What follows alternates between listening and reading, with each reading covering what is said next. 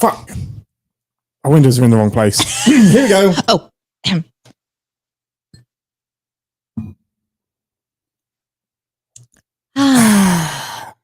And we're back. And we're back. It's Hello. like no time has passed at all for people in the future. Yeah, nobody would know that the intro is being recorded a little bit delayed. 18 hours Nobody after knows. we started it. Yeah. This is why the people who watch the stream later are like, yeah, we know what's up. Bodrum gets us. Yeah, you get us. Well, we're going to jump in today. We've got a lot of ground to cover. First of all, we're going to be going quickly into Minecraft because Link wants to show us something. And so we're going to jump in there. Second, we told you that Ian was going to be unboxing a cool new thing, and we're going to do that straight away. That way, those of you who are watching last week's episode and wanted to jump into the first part of this week's episode, you get what I told you is going to happen. Shabam bam boozy. Then we're going to get into the episode today for Q Who, kicking off our new season of the show. Ta-da! Ta-ta! Okay, so I'm going to go ahead and go into this little world here. I'm a little nervous because I think I'm still plugged into yours. Oh, no, I can hear it. Can you hear my theme music? Yeah. Yeah. Sorry, our theme music. Sir. I think we should call that the Steve Not Reeves music. It's his theme tune, sorry. Yeah. Dude, it does not disappoint. No spoilers, no spoilers. Okay. Now, can I tell you what I almost just did? Yes. I almost just double hit spacebar and flew because in my brain, this isn't survival. And I almost just jumped off this tower to my death. Like it would have just been such a fall. That would be hilarious. Okay. So I need to get down here and go find Link. Oh, there's several people in the server right now. Yeah, I think Hi, everybody. Said are you guys wanting Ian to be in here too? Is this something that needs to happen? Because now it's just me. I can see Danae's screen. Yeah. I mean, I'm broadcasting it. Don't go to basement. Basement's not good. Sorry for all the moving around. My mouse is super great downstairs. Not so great upstairs. Oh, interesting. Hi, Luli. Oh my God, Luli. I don't know if Luli even knows we're live. I mean, okay. Well, we have a couple chickens in a boat. That's definitely not standard. What this is about. There was a viewing platform. Hang on. Link gave me some coordinates. 1 second. 1 second. 1 second. Hi, Ruthie. Oh, yeah. I forget your username. Sir Ruthie. Well, I think it's changed to be No, maybe it hasn't. Look changed. at this cool floaty shit. I wonder what they're. This has to be the accomplishment of some kind to like trade with the villager at build height, which I still have not done. Okay. The coordinates nice. today, yes. negative 31. Negative 31? Middle number is 125. Negative 31 the last number is 441. this way. Negative 31 is this way. And what was the middle number? Middle number is 125. Okay. 125. Oh, okay. And what's the last number? 441. Okay.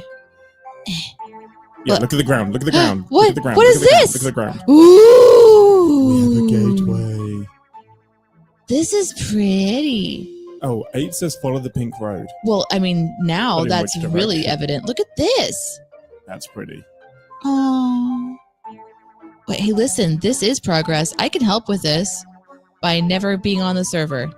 I think Heather means the platform. Oh, okay. Look at this. Hi! Hi, Eights! Eights, you bitch! Eights. Come this way, come this way! This way, yeah? Look at this! I love this. This is looking so cool! This has grown so much. Look at the pathway! Oh, I want to go visit the house. I want to go to the village so bad. Wait, which way do I... This way, this way, this way, this way? Oh, thanks, JCD. What is this? Is this our marital bedchamber? Ooh. What's that? What is this? What are these? Look at these. I have so many questions. Wait, there's a signpost there. What? What does it say? Connect 4. Oh, this is the Connect 4 game. Go. Oh my god. I Connect 4 so bad. Oh, we have to get back in here. We can't do this right now. We're doing a show. Okay, what's this? Observatory. Everyone's up there. Is Link in the live chat? What is this? Not where I'm supposed to go. I don't think. Everybody's up here. I'm going to do contextual clues. You gave me coordinates. I have already forgotten. I don't know if Link is here, so I don't want to spoil it yet. Oh, okay. I'll just look at this floor part. I'll look out this window and point out that is some sort of Connect 4 game. I'm guessing that the wool or whatever, maybe the sand, will drop down from above. Yeah, that makes sense. And fall into place. Yeah. So you get to choose which column it falls on. Keep going? Yeah, okay. Link is at the top. Thanks, chat. Hi!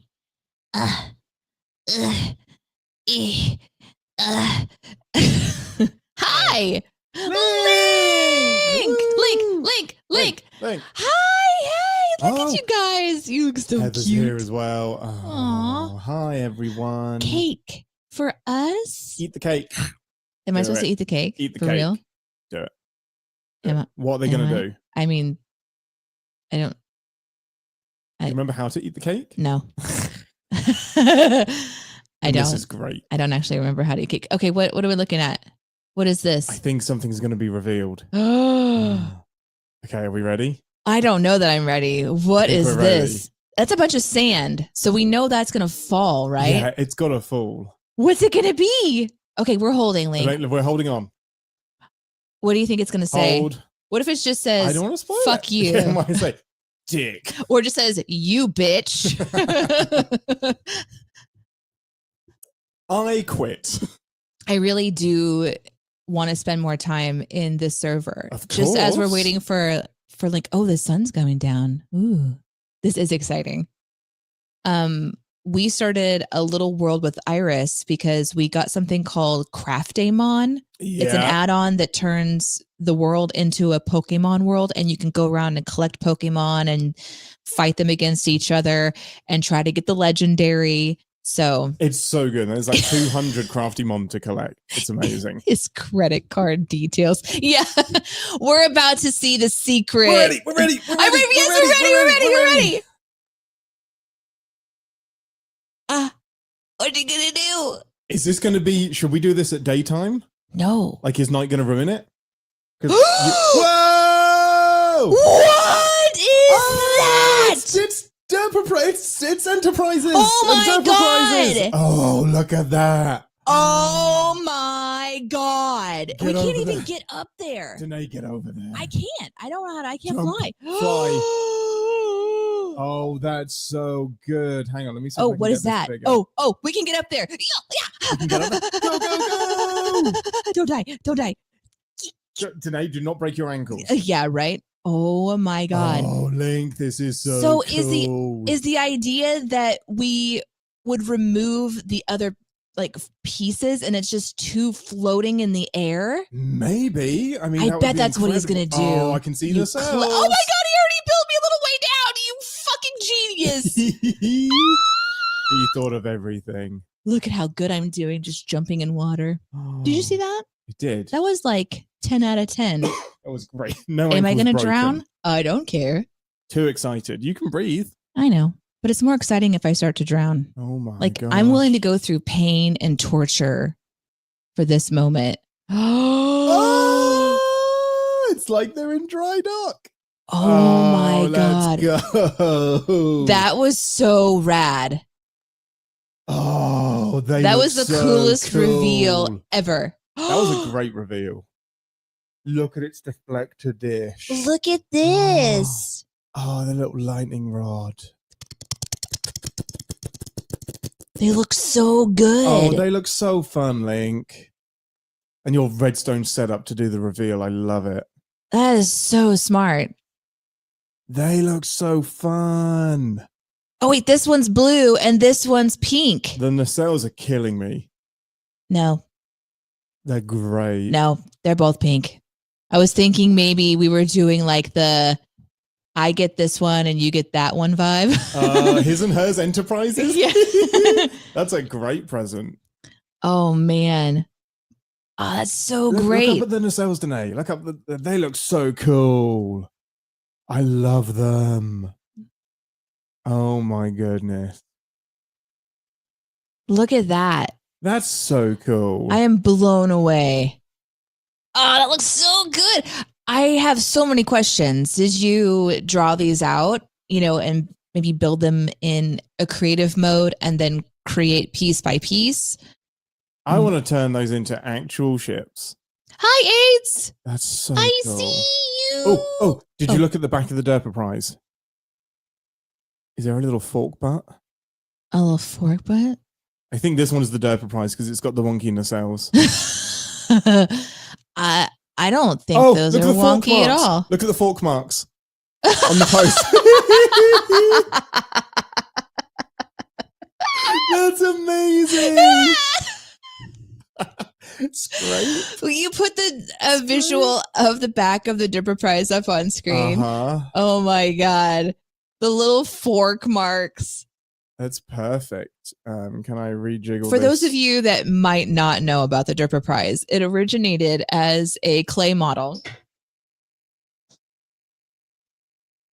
That's it. Look at its perfect little forky butt. This is the original Derper Prize, and Ian made it out of clay and then colored it gray.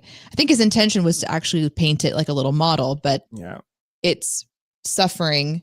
And on the back, we have these little fork marks. And then Steve Reeves did artwork based on that. And now it's in Minecraft as well. That's so great. The little fork butt. Amazing. Great. You made the Derper Prize body thicker too. Thick. Yeah, it is. Oh, it's so cool. I love the really saucer section. Yeah, that's gorgeous. I love that. Aw. It's Link, little lightning rod deflector dish. Let's go up and look at it from above. Great job, Link. This is so fun. Look at that. Look at it. Look at that saucer section. And then nacelles. Look at our dirty nacelle. It's so wonky. It's so wonky. Why are the lights green? Wait, the torches are green today. Look how wonky. Oh my gosh. No symmetry shall be found in this place. Look at it. Oh, I love it. It's so wonky. That's wonkier than the actual Derper Prize, I think. I love that there's a comparison. Like once you really detail in, you can tell. This is what a starship should look like. Mm-hmm. This is so great. Oh, that's so great. Yeah! Miss it. I love it. Well done, Thank you, Link. Great effort. I can't wait to see what you do next. We will be getting back into Minecraft, especially now that we're like through one of the major holidays. We're headed into the next holiday, of course, but we'll have more of our regular time. Yeah. Also, if you're watching this, we have a server that you can join if you're a tieflinger. So yeah, that's at $3 of support a month on our Patreon. So if you want to do that, you can go check it out and then join us. Join Link. One of us. Link and Aidson. Well, everybody. Everybody. Oh, don't log off? Okay. Oh. He said, wait, don't log off in the air. Oh, is it gonna is everything gonna get deleted and then Good point. Yeah, Thank you. I will just quickly Link might not have dirt there next time. I'll just jump down into the water it took where a few I can weeks down. to build. Yeah. Good job, Link. There's a reason that we left the server. You could all do fun stuff like that. Can I also quickly show you what we put me back on? Yeah. So this is the line of sand from up above. Oh, the shadow. Isn't that cool? That's fun. So now we also have a cool thing in the water. The line must be drawn here. That was such a cool reveal. That was great. That was really, really good. That must be so satisfying when you do that and your redstone thing works. I can't wait to watch it again. Oh, thanks, guys. Oh, it's not sand. Yeah, it's like sandstone. What was it? Sandstone. Oh, that makes sense. There's more sand down here. Oh, bad guys down here. Let's go. This is the rest of the show, guys. No, it isn't, but I will log off right here. And then we're going to go on to the next bit. Oh my gosh. Let's give a little bit of an update for how this whole thing came about. And then you can go onto the large screen and show everybody your fun shit. How what thing came about? My tricorder? Yeah. Yeah. Of course. What else would I be talking about? So I decided I love the Wand Company. I love them. And I deeply regretted not being able to get their communicator and what do they do? Comm badge? They do? The communicator and the phaser that they made. And I really felt bad. I didn't feel bad. I was just irritated that I missed it. So I splashed out and I got their replicator. Wow. The replicator. Oh, wait, I want to put you on the big screen. How do I put you on the... There we go. Okay. Hello.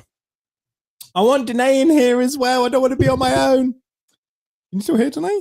Yes, I can hear you. Yeah.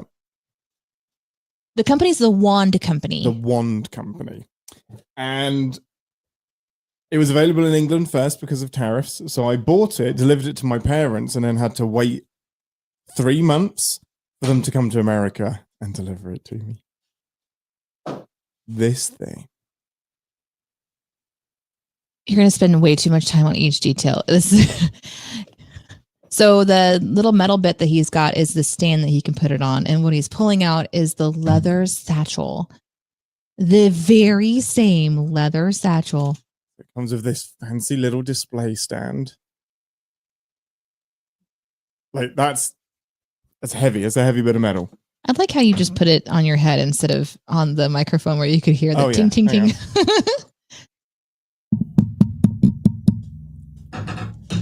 And this is so dumb, but it's probably my favorite bit.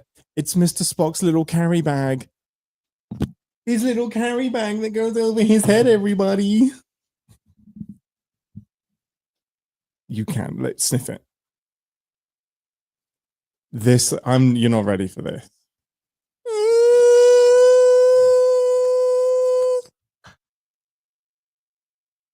Oh. This has been created from, you probably know, 3D scans of one of the last remaining actual props that they used on the show. So the bottom, the section is where they would put their samples, and it is just like an open kind of container. The little rock samples. The top bit has the exciting stuff. And are you sure it's going to like turn on and like make it like a little noise? Because sometimes it has to be in that specific mode. What's really cool about this is they've obviously scanned the original, but they have gone through a lot of detail to not only make sure that it looks like it should look like, but it makes sounds and it has a lot of interesting features. So on here, it just has like the time and date and whatnot on the display. But then when you press the prop button, hold it up to the microphone so they can hear the little noises it makes. And then press that button. You got the whistle!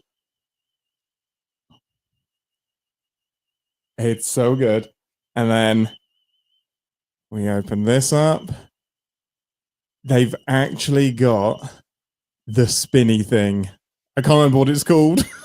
Yeah. But it's the spinny thing in the middle.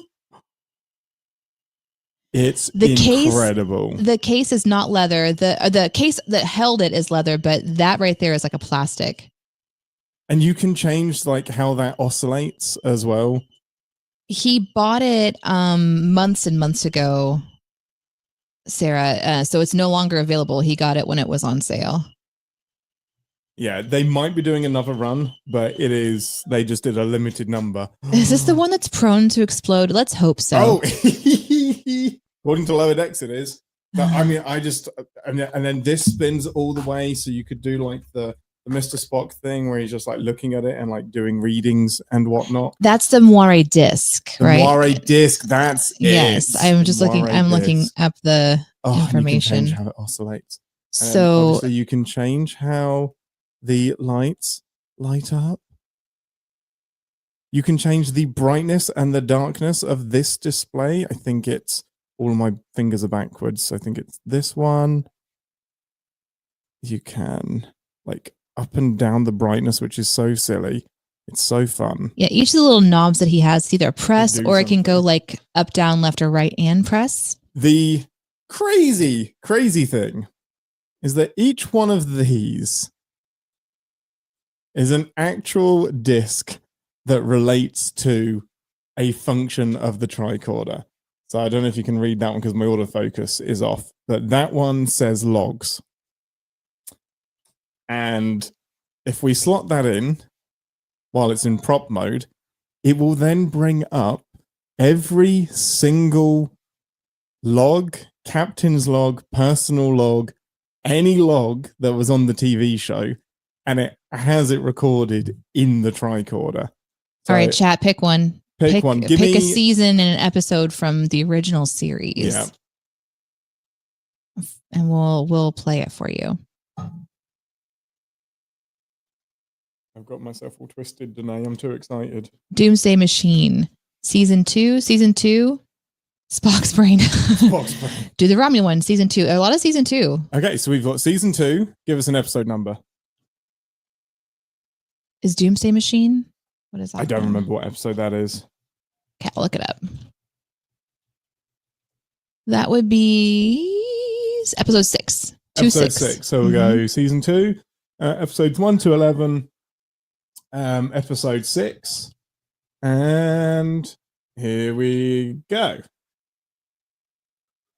Captain's log, stardate 4202.1. Exceptionally heavy subspace interference still prevents our contacting Starfleet to inform them of the destroyed solar systems we have encountered. We are now entering system L374. Science Officer Masada reports the fourth planet seems to be breaking up. We are going to investigate. Okay, now do City on the Edge of Forever was requested. Season 1, episode 28. Season 1. Okay, so we'll go back and then we flick up into season 1, episodes 24 to 28.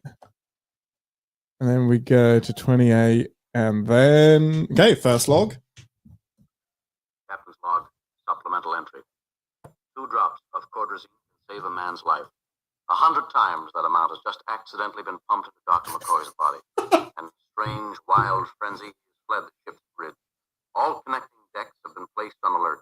We have no way of knowing if the madness is permanent or temporary, or in what direction it will drive McCoy. Oh my God, that sounds amazing. Just incredible. Season 1, episode 23, the last one. Season 1, episode 23. We'll go back. You can also record your own personal logs onto this device, which only lasts for 30 seconds. I think you only have 6 slots, but we can play that one too. Captain's log, stardate 3192.1. The Enterprise is en route to Star Cluster NGC-321. Objective, to open diplomatic relations with the civilizations known to be there. We have sent a message to Emini-R7, principal planet of the Star Cluster, informing them of our friendly intentions. We are awaiting an answer. I'm trying to find one where like Scotty or Spock has done a log, and I know they're in there, but I don't know exactly which episode that would be. Log, stardate 3192.5. Now in standard orbit around planet R7. My orders are clear. We must establish diplomatic relations at all costs. Preparing to beam down to planet's surface. Oh, it's so incredible. It's so fun. So each of these chips that he showed you, the discs, they are something that we can insert and take out. They came kind of in a separate container, and they put them there because it matched the original design. So they very cleverly were like, "Oh, this is the original design, but what can these do?" So each one does something a bit unique.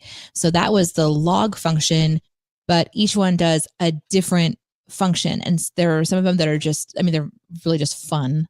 And then there are also some of them functional as well. There is an electromagnet, electrocurrent detector. So if you hold the bottom of that up to a light switch, it will tell you if there's a current going through it. And if you hold it up to the TV when it's turned on, it'll tell you that there's a current going through it. So you can kind of use it to like detect currents in the wall. And you literally hold it up to the wall like that and then read the view screen. And then it oscillates depending on how strong the current is. It doesn't need to have that. There is no need for this prop to have an electro current detector in it. It's just incredible. It's so fun. There's one other thing I wanted to show you guys, which was it gives you some of the screenshots that they would have used on certain episodes. So City on the Edge of Forever is a good example. If we go to Archive and then Newsreel, this is the newsreel that they're looking at when they're scanning the gate on City of the Edge of Forever, the Guardian Gate. And they're like going through time and like trying to pin down exactly when they're going back to. This is an actual tricorder, exactly. It's ridiculous. It's so good. And you might just want a picture of a bird of prey. Might just be something that you want to look up every now and again. The discs are status mode that has a screen that talks about like the actual ship. And usually the ship is fine, like it's in a great status, but every once in a while it's on a random ability to show that the ship is like at red alert or something. Yeah. One other, so this is another fun one. Planetary. Yeah, Planetary is the other one. So Link. It just goes. You should make whatever you want in Minecraft. You're a genius and I love watching what you do. Do it, make a tricorder. So this just gives information about the different planets in our solar system. 15 different planetary bodies orbiting Sol in the home solar system, according to. So it kind of have facts that. And figures about them. Mm-hmm. It's educational, Danae. It is. The archive was the one that showed the images from the show. Yeah. And the other one that we really had fun with is the orientation. This will actually monitor orientation and acceleration in 3-dimensional space using the let me see if I can look this up actually. I think the accelerometer and a magnometer. Magnometer. So it works like a compass and accelerometer. And if you press the middle button, that red thing pops up and becomes your waypoint. So that's the point that you're trying to get back to. So conceivably, if you're on a shuttle and you've just landed, you'd press the button to know where you landed the shuttle and then depart, and you can always get back to your shuttle. A feature that would have been really handy to see in the show. But yeah, it is. And then if you just want to come out of everything and then just press the prop button, it just becomes the prop again. And yeah, it's that button to make the screen brighter, or you can dim it all the way down just to save some precious energy. They want to know if the stats were accurate to when this was put on the show, or if it's accurate to, like, is Pluto in there? Oh, interesting. Let's have a look. While you're doing that, Pluto a planet? The other one was about atmosphere. They have an atmosphere disk, and it will tell you the humidity, temperature, and the barometric pressure. So it's really fun. Like, it's actually got some function to it that's really unique. So Pluto is in there, but it's listed as red. And show us. The other thing that's listed as red is Io. So I think it is declassified. It is not a planet or Pluto. The other fun thing about this is that it can go into something called display mode, where you could just set it on a shelf in the background. So like maybe in the empty space to the left of Ian's ships on the wall, and it'll just have like a static screen and stay kind of in a low function mode. But the little spinny thing, the more is the disc, the motorized moire disc, is also something you can change the speed of it. You can change how it moves. So this has a lot of interesting pieces, and for sure, it's something that if they come out with it again and you want to drop a lot of money, it's a fun prop. And it doesn't come on until you open the door. Open it. And show them how it goes all the way to the top. It's not just forward. It's, yeah, there you go. You can actually read it like that. Just if I can't tell you the amount of money I would give to mod this to actually use that screen as a TV. Like, just give me like a little Chromecast that will plug in so I can watch stuff on this screen like this. Yeah, it's beautiful. It is heavy. The quality of it is just on another level. Like, they didn't have to go this hard. Like, they could have charged the same amount of money with far fewer features, and it's just, yeah, it's gorgeous. So here's them doing the 3D scan of the prop on the bottom right. So that's how they kind of decided what it was going to look like. And then there's a lot of the images that they use to try to recreate it, and it does look really, really similar. So this carry case, it's ridiculous. It kills him. He wants to wear incredible. I want to carry that around. I just want to use the carry case as my man bag. Yeah, Sarah, like they had a communicator and you can use it like almost like a walkie-talkie. I don't think it's exactly like a walkie-talkie, but yeah, it was really, really cool. Cell phone. Yeah. So they make really functional items that are true to the source, which is really, really Star cool. Trek as much as possible. And honestly, I don't think we're getting Ian back. It's so fun. It's so good. When his dad was here, who is also a Star Trek fan, like I think the idea originally was to open it with him here so he could see it. And we lost track of that being part of the many things to do.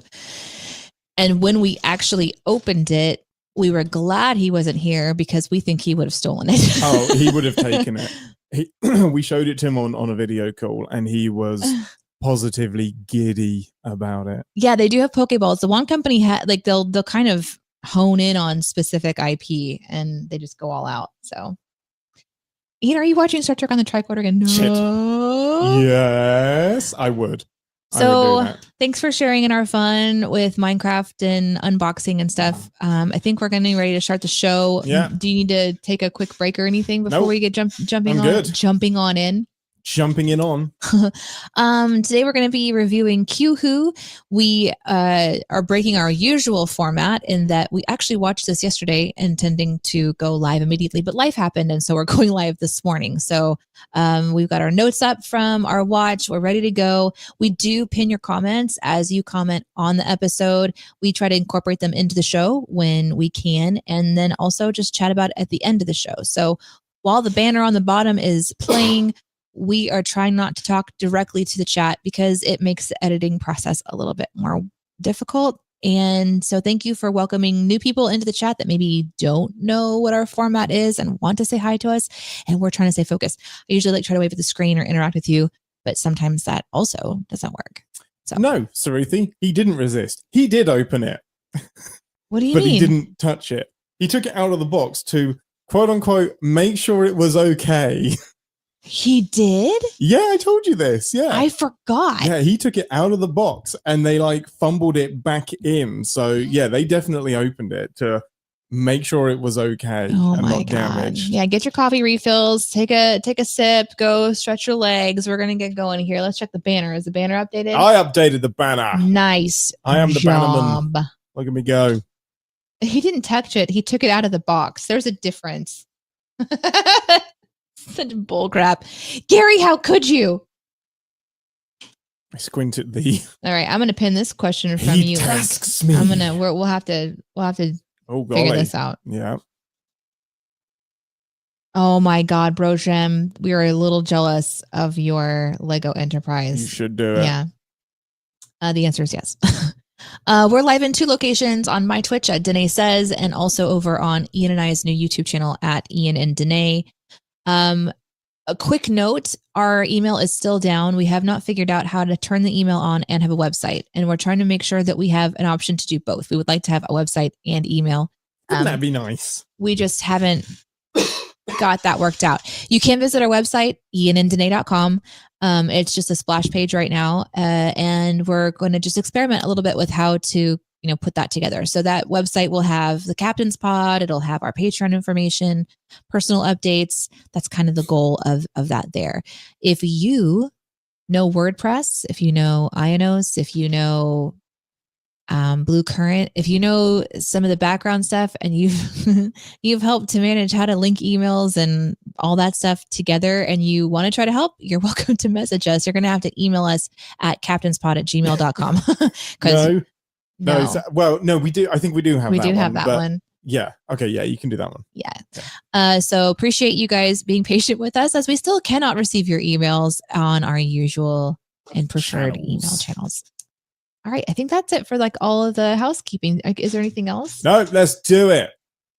Welcome to 10 Forward, the part of the show where we grab something from the replicator and share our quasi-immediate thoughts and feelings on the episode we just watched together.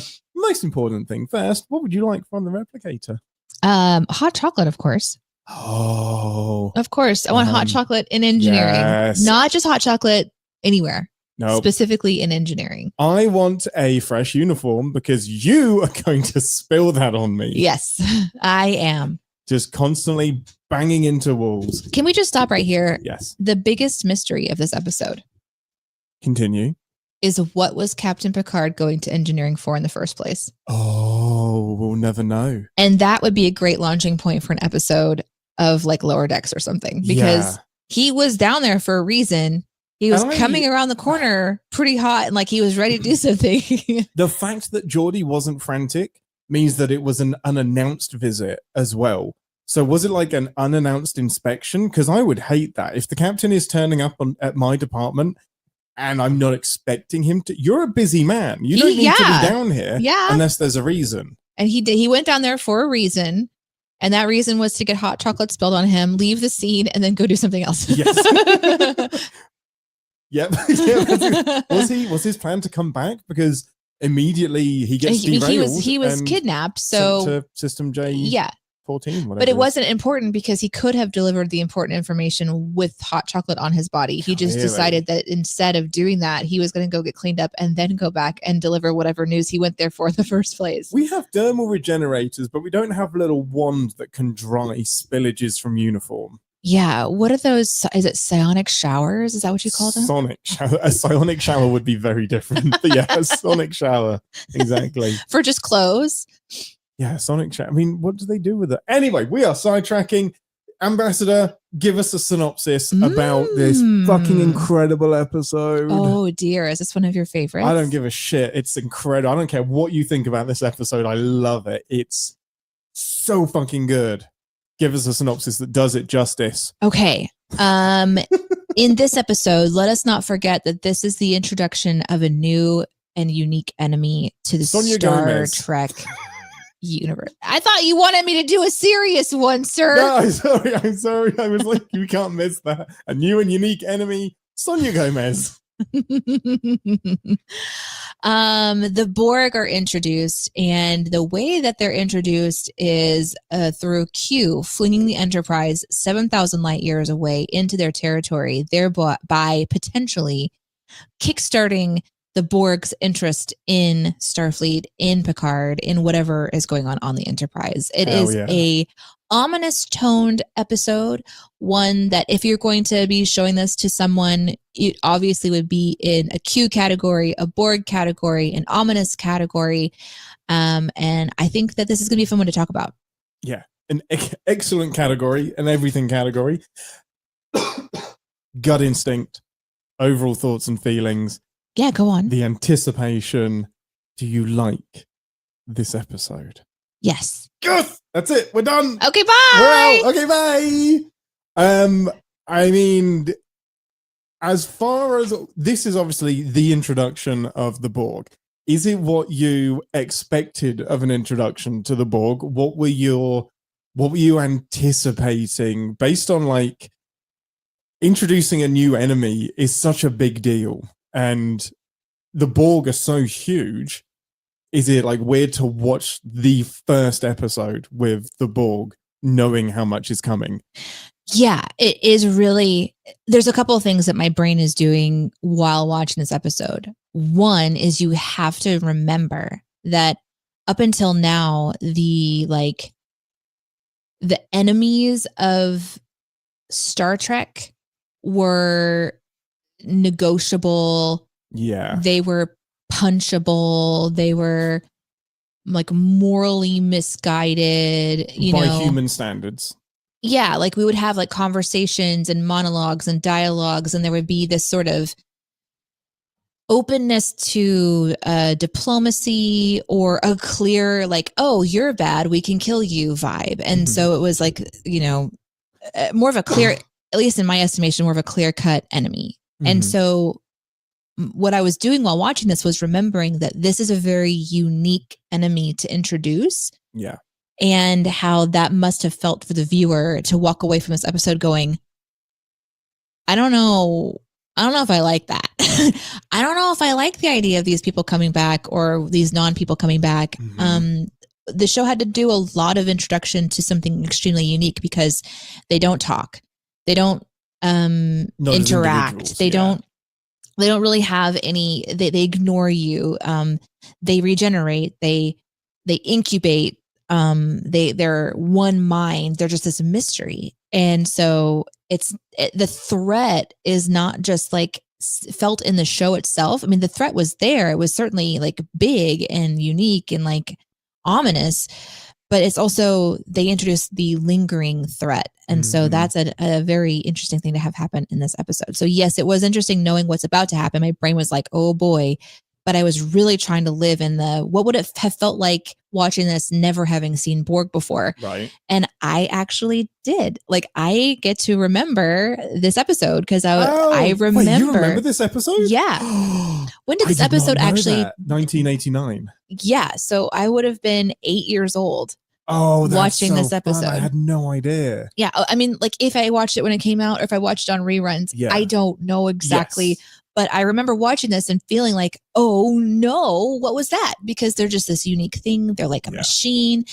And there's also this interesting moment that they do with a camera where Data is watching the Borg walk by, and Data is like the only sort of android-esque made of machine thing that I had seen on the show. And then suddenly here is a different version of that. Like, are these data? Like, what is this? And he's kind of like looking at them, and I'm putting my own spin into what he is quote unquote thinking about, not just analyzing threat and things like that, but just this really uncomfortable comparison between these two types of characters. Very interesting that you pick up on the data connection, something that will be explored much more in this season as well.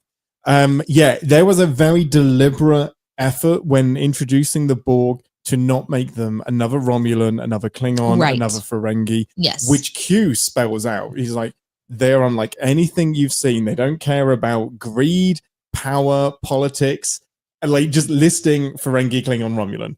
And it was like, they're nothing that you've seen before. They don't care about you. They want to acquire you. Yeah, unless you can add to their technology. It was just, I love you can tell, like, the quality goes up when you have an intentionality and a purpose. The purpose was to introduce a villain that is super duper scary, knowing that they will come back in future seasons. And so much groundwork and lore is put into the Borg in this episode. Like, the only thing that's really missing is specifically saying assimilating. Like, they don't mention that. But the rest of the groundwork for the Borg is all in this episode and laid out. And like, that's why this is such an important episode for Borg and Locutus, because the lore comes from this 45 minutes and they stay really, really true to it. What's interesting is that they were going to be an insect race. So they were going to be not humanoid at all. They were going to be insects, to following a colony in that sense. But budget restrictions. So much easier to dress up a human with some implants than to have an insect prosthetic. Can you imagine if the Borg were insects? How different it would be. No, and that's the hard part about trying to go back in time. And I can't imagine it, and seeing what we've seen so far. But I love that they are inspired by the colony, because that is a common way to describe the Borg. With even the Queen, Yes, exactly. I adore this episode so much. I really like the fact that it's Q that has done this as well, and I haven't fully connected the dots as to why, because it might seem a bit cheap to like just, Q's done it again, but there's just some history in my brain that I love, like how enduring the character of Q has been, and to tie him into the Borg as well. Like, the two probably biggest adversaries of TNG, and they're always going to be linked together. Q is the reason the Federation meets the Borg in the way that they do. The dominoes that Q sets off by shunting them 7,000 light years away that prematurely, it affects the rest of TNG. It affects one of the movies. It affects Picard, the TV show. It affects Deep Space Nine. Like, it gets tied into so much lore. So how do you feel about Q being part of this journey as well? Because it's quite a unique Q episode. It's not really about Q. It is about Q. This is the whole thing is centered around Q wanting to play with some playmates. He's been kicked out of the collective because of things that he's already done. And the episode, sorry, thank you. And my talk about him becoming a Borg is still in my brain, apparently. I think the episode did a good job with the conversation that they have in 10 Forward with Guinan, Picard, Riker, when Worf goes out to kind of guard and everything, where Riker recounts several things that Q has done. Like, we're not just going to trust you. You've done this, this, and this to us. And so they briefly give us a reminder of what Q has done in case you're coming to the show for the first time and you kind of missed what's going on. Yeah. It was very interesting. Obviously, this is a very hostile episode for almost every reason. It was an interesting balance of the hostility that we're really feeling is between Picard and Q and Riker and Q. It's not the Borg. The Borg is a mystery. It's showcasing like Picard's desire to like explore and discover new things and be diplomatic, and Q saying you can't always do that, and I'm going to show you why. Mm-hmm. So the frustration and the anger and the angst is in that relationship with Q. So it's definitely uncomfortable, but the dialogue back and forth it's rich. They're really like they're getting at something in each sentence, and unfortunately, because of the way that Q is positioned, I think some of the things that he says, I think it kind of unfolds in on itself a little bit. Like Q is like really going at Picard. I think my interpretation here is because he's like what is the word? Arrogant and in like has this inflated ego about Starfleet and maybe like their position in the universe. Yeah, their cockiness about exploring the galaxy. And the hard part about that for me is that I don't know that I agree that Picard is being like an egocentric person. No, I think not at all. So Q episodes are infuriating because it's like talking to like the most powerful gaslighter to ever exist. And I find him horribly annoying. And so when we watched Picard at the beginning of this, of this podcast, and there's this element of like two characters that are kind of coming back together and like reflecting on the good old days.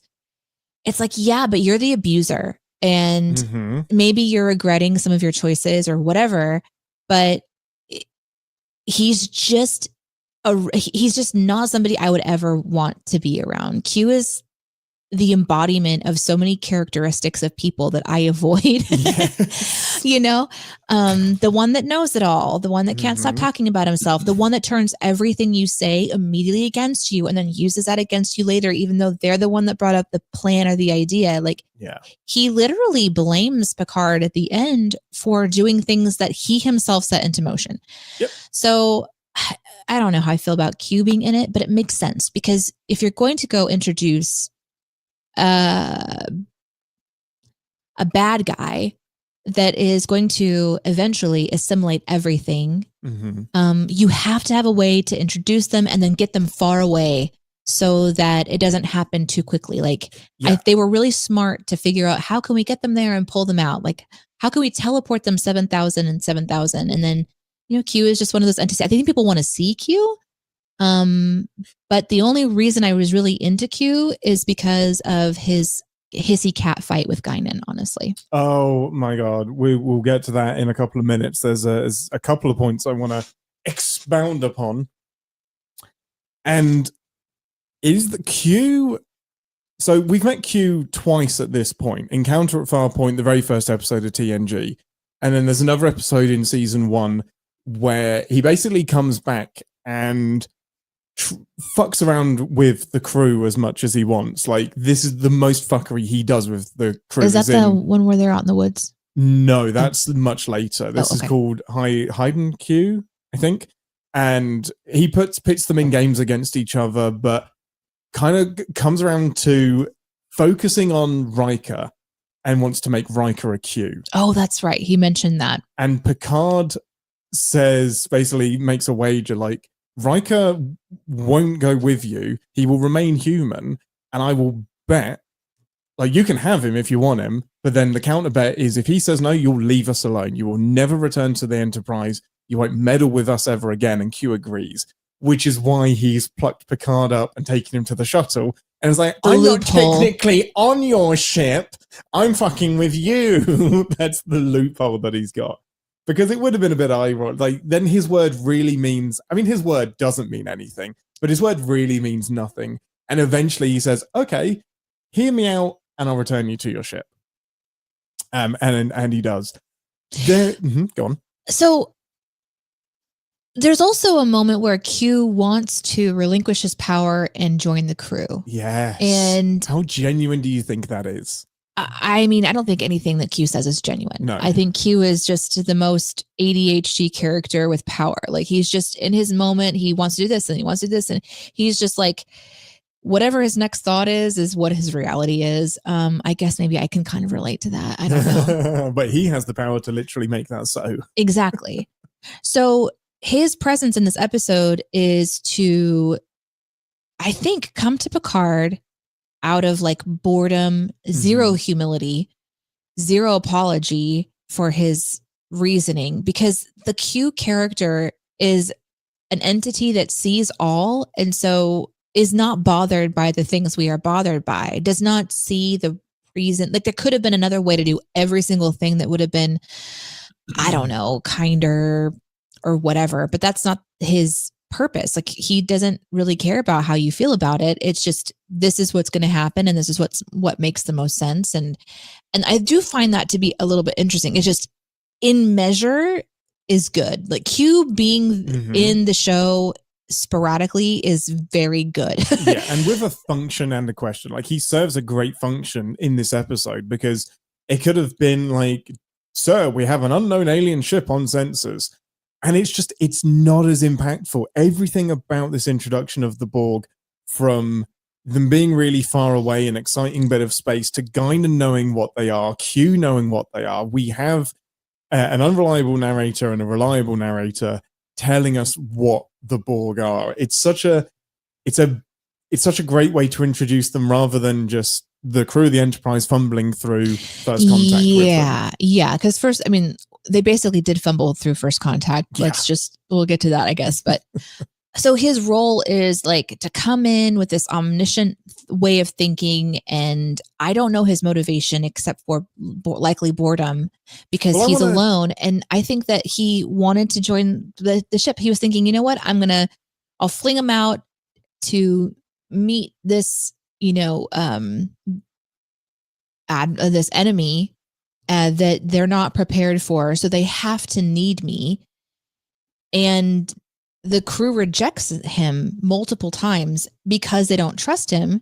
And maybe that's the ego. Maybe that's the captain's hubris or stubbornness that maybe is actually there, is that Picard could have said, you know what, Q, sure, you can join our crew. You can limit your powers. We'll figure this out.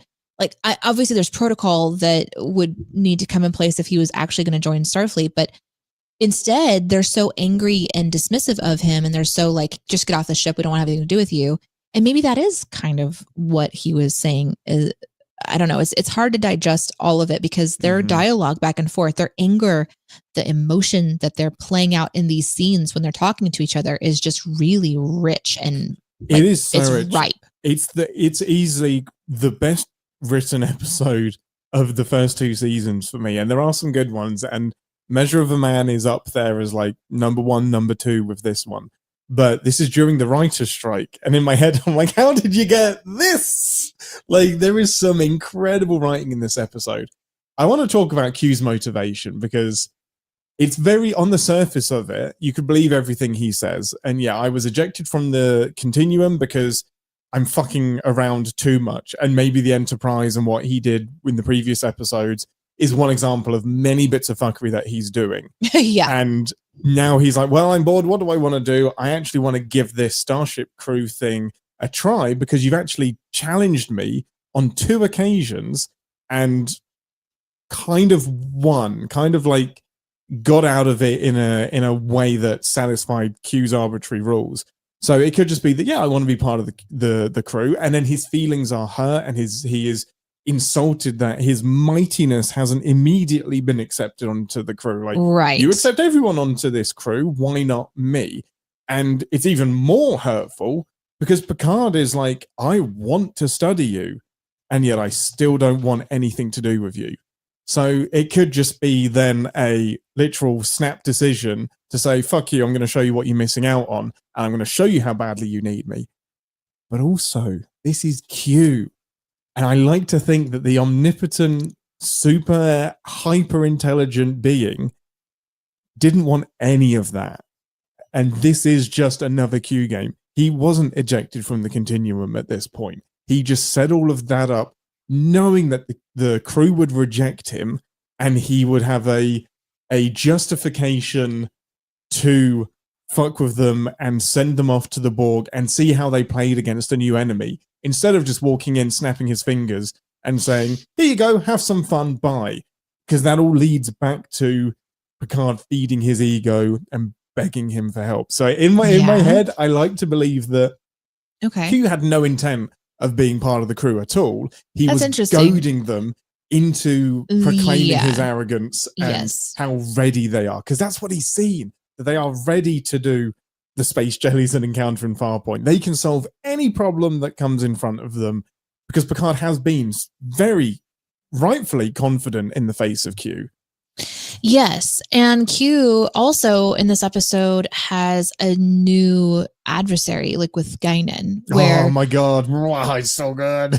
So the episode builds this really interesting tension just below the surface in many, many ways. It's a really unique watching experience when you've got Guinan like looking out the window ominously, and you have even LaForge, who's like chatting with a new colleague, catches something, is like, I'm going to go to engineering. Something's not right. You know, there's just this sense of dread and like this buildup of something is coming. And so when Q sees Guinan, he almost reacts to her like he's having an allergic reaction. Yes. Or he's like actually scared. He seems to be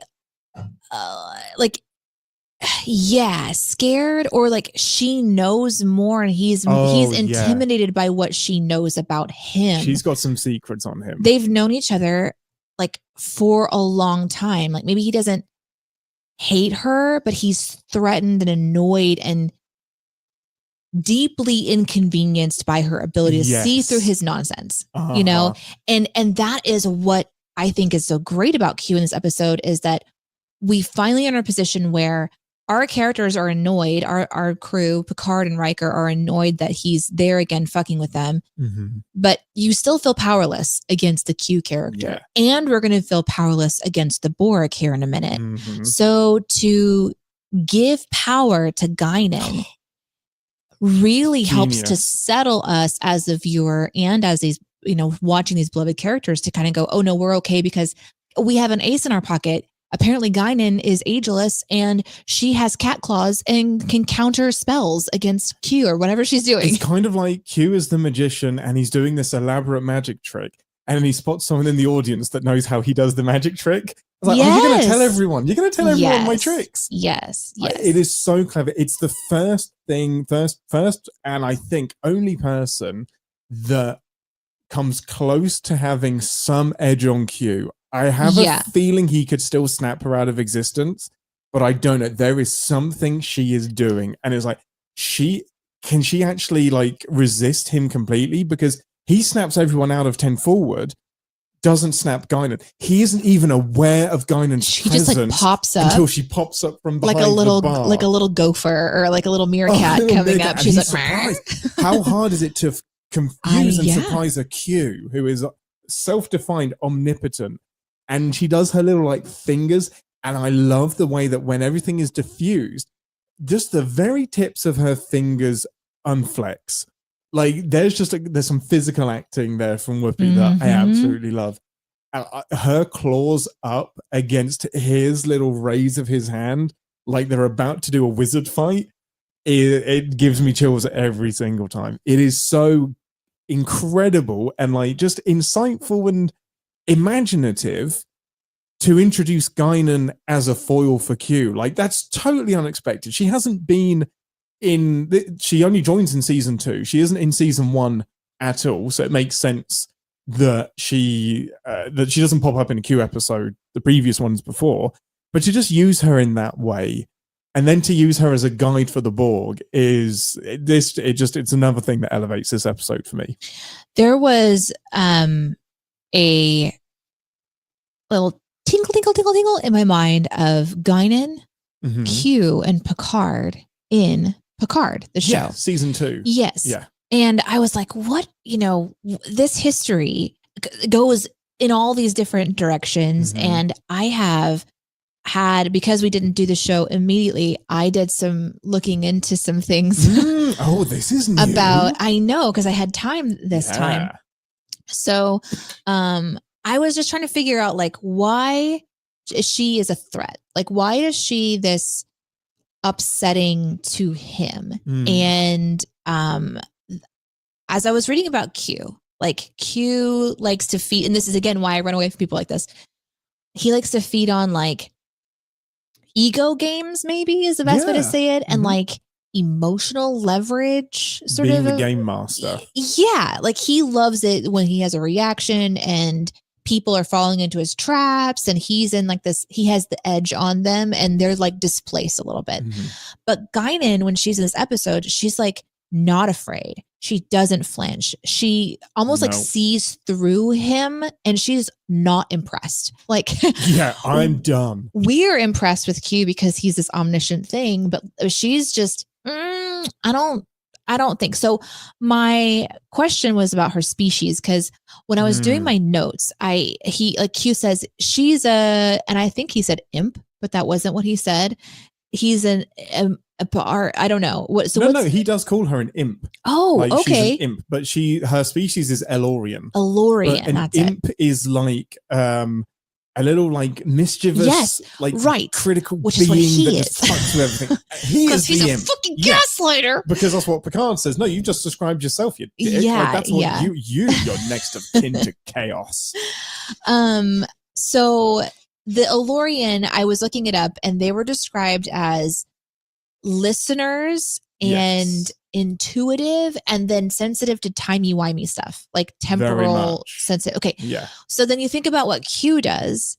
It messes with timelines. He like does all of these things. Yeah. So it almost feels like when Q is messing with things, her species can sense it, and she's just annoyed by him. He's like the kid that keeps moving the TV remote control, and it's like, I know it's you. Stop doing that. You know, she can call him out. She can see through it. She can see through like his games. She can see this. Like, so the chessboard, for example, I think that was a really unique thing. The fact that there's a writer's strike right now is blowing my mind, because there's so much intentionality, and maybe it was accidental, but like Picard and Guinan are playing chess, and she is like this. So Q like sees the universe as a chessboard, but then you have Guinan take the piece and move it. Like, she is like, it unsettles him, because she has this sort of power. It's unnerving. And also she's friends with Picard, which is like his favorite chew toy. I mean, he wants to be Guinan to Picard. Like, he does. I think he's very envious of that relationship. I do he's too. Trying to like come between them as well. And she's also going to spoil the fun, because if his intent all along was to introduce him to the Borg, it'd be like, Guinan, you fucking know about the Borg. You've got all the spoilers. Like, you're going to spoil some of the reveals that I wanted to give. Right. Like, she's going to say, you need to leave. Like, you need to leave this space because the Borg are here. I can't believe Picard didn't listen to her, but whatever. We'll get to that. Well, there's a weirdness there that, we'll get to that. But how it relates to Picard, like, I was going back to Picard. So what I did was I looked up what her species and kind of like what they're known for, because I'd forgotten kind of what that is. Yeah. Because Guinan to me is just this like cool chick at a bar, but she's actually not. She's an amazing like ancient race, right? Yeah, ancient, long-lived race of geniuses. So in Picard, their dynamic is like frenemies, and what I had forgotten is that Q visits her bar for essentially like an emotional reconnection, which tells me that they're not actually enemies. They're just annoyed by each other all the time. You know what I mean? It's hard because season 2 of Picard fucks with the timeline of when Picard and Guinan met and how they met. So I don't know how much of that is a timeline that we can respect and incorporate into what's happening. But I can't help but like remember that and go, this is their history. That it's not that Q hates her. It's that Q doesn't like that she has authority, power, wisdom, insight, and can sort of cancel essentially his like she can counterspell. She can literally clearly. And I think he was bluffing when he said, I can help you expedite the process of removing her from the ship. I think he might have been bluffing. I think his powers are in the Guinan realm kaput at that point. I love that. And maybe it's crazy. He's like bitter that the Elorians are coming close to the power that the Q have. Oh. And maybe they're like one step like away from it, or maybe even better, they chose to not be like the Q. Maybe they could have ascended and chose not to, rejecting what the Q are. That's what like little headcanon says. And what is that? Like, he's chaos and she's like more of a healer. He breaks things, she fixes them.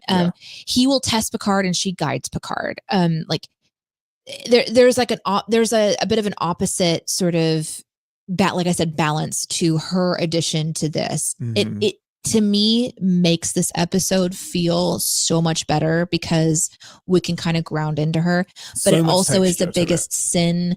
It's the biggest disappointment of the episode too. And it's going to happen when you're making a show and you're creating new things as you go. Go on. How did she not ever talk about this before? Like, this is insane.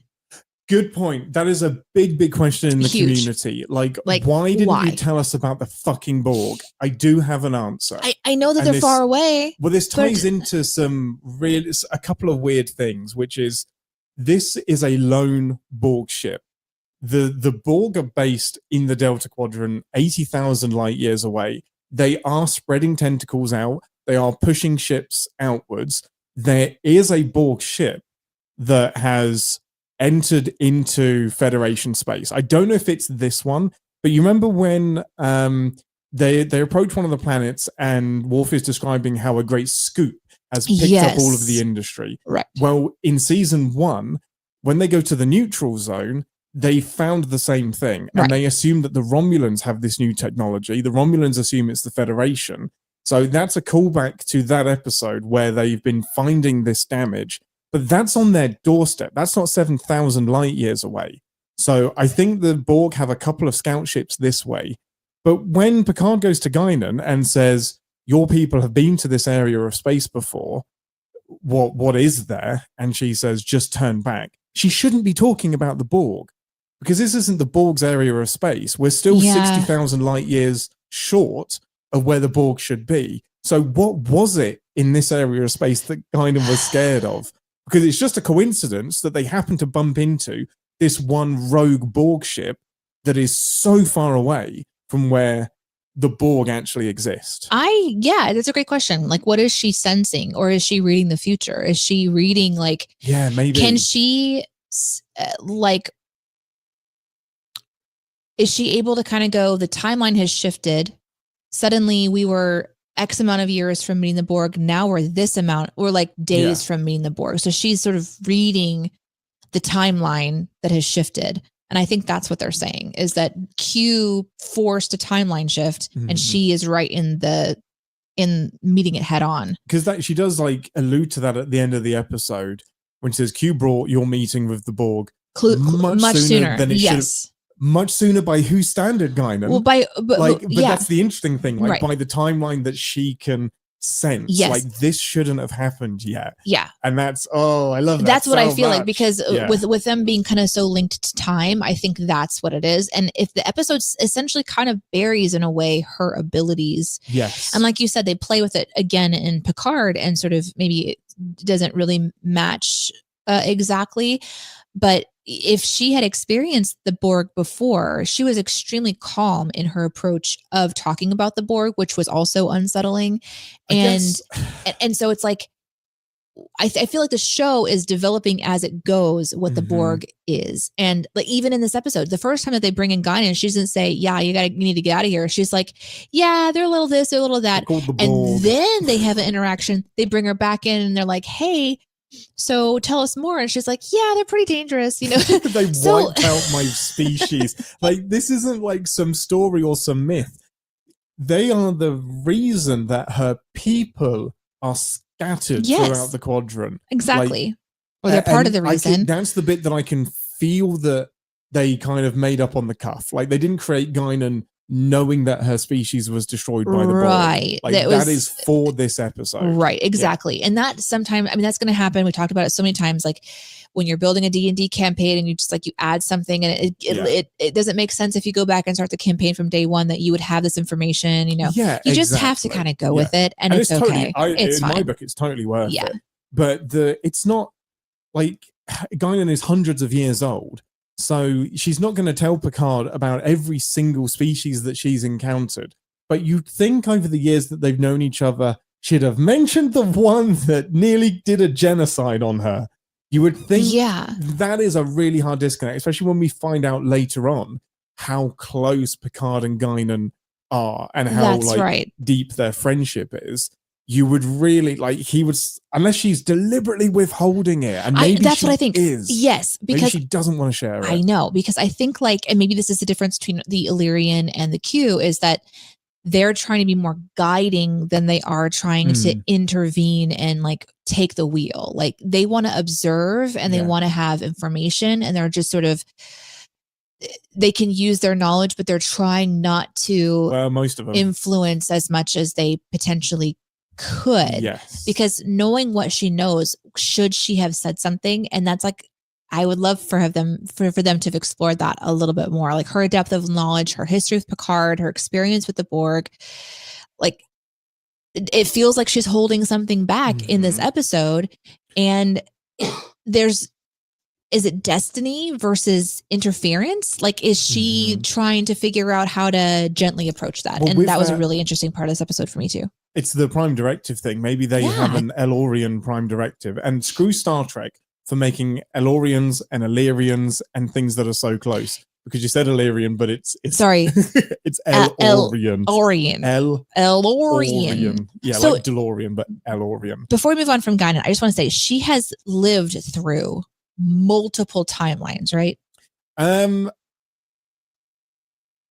don't know. Not that we know of. No, she exists like everybody exists in multiple timelines.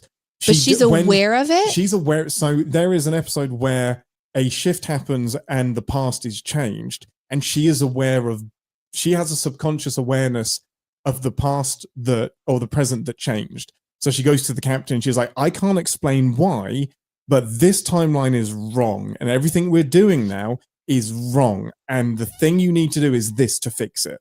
So and Picard's like, you got to give me more. And she's like, I can't give you more, but you have to trust me. So yeah, it feels like she is aware of timelines and her presence in multiple places. And I think is it also okay to say that she has in general a more non-interference approach?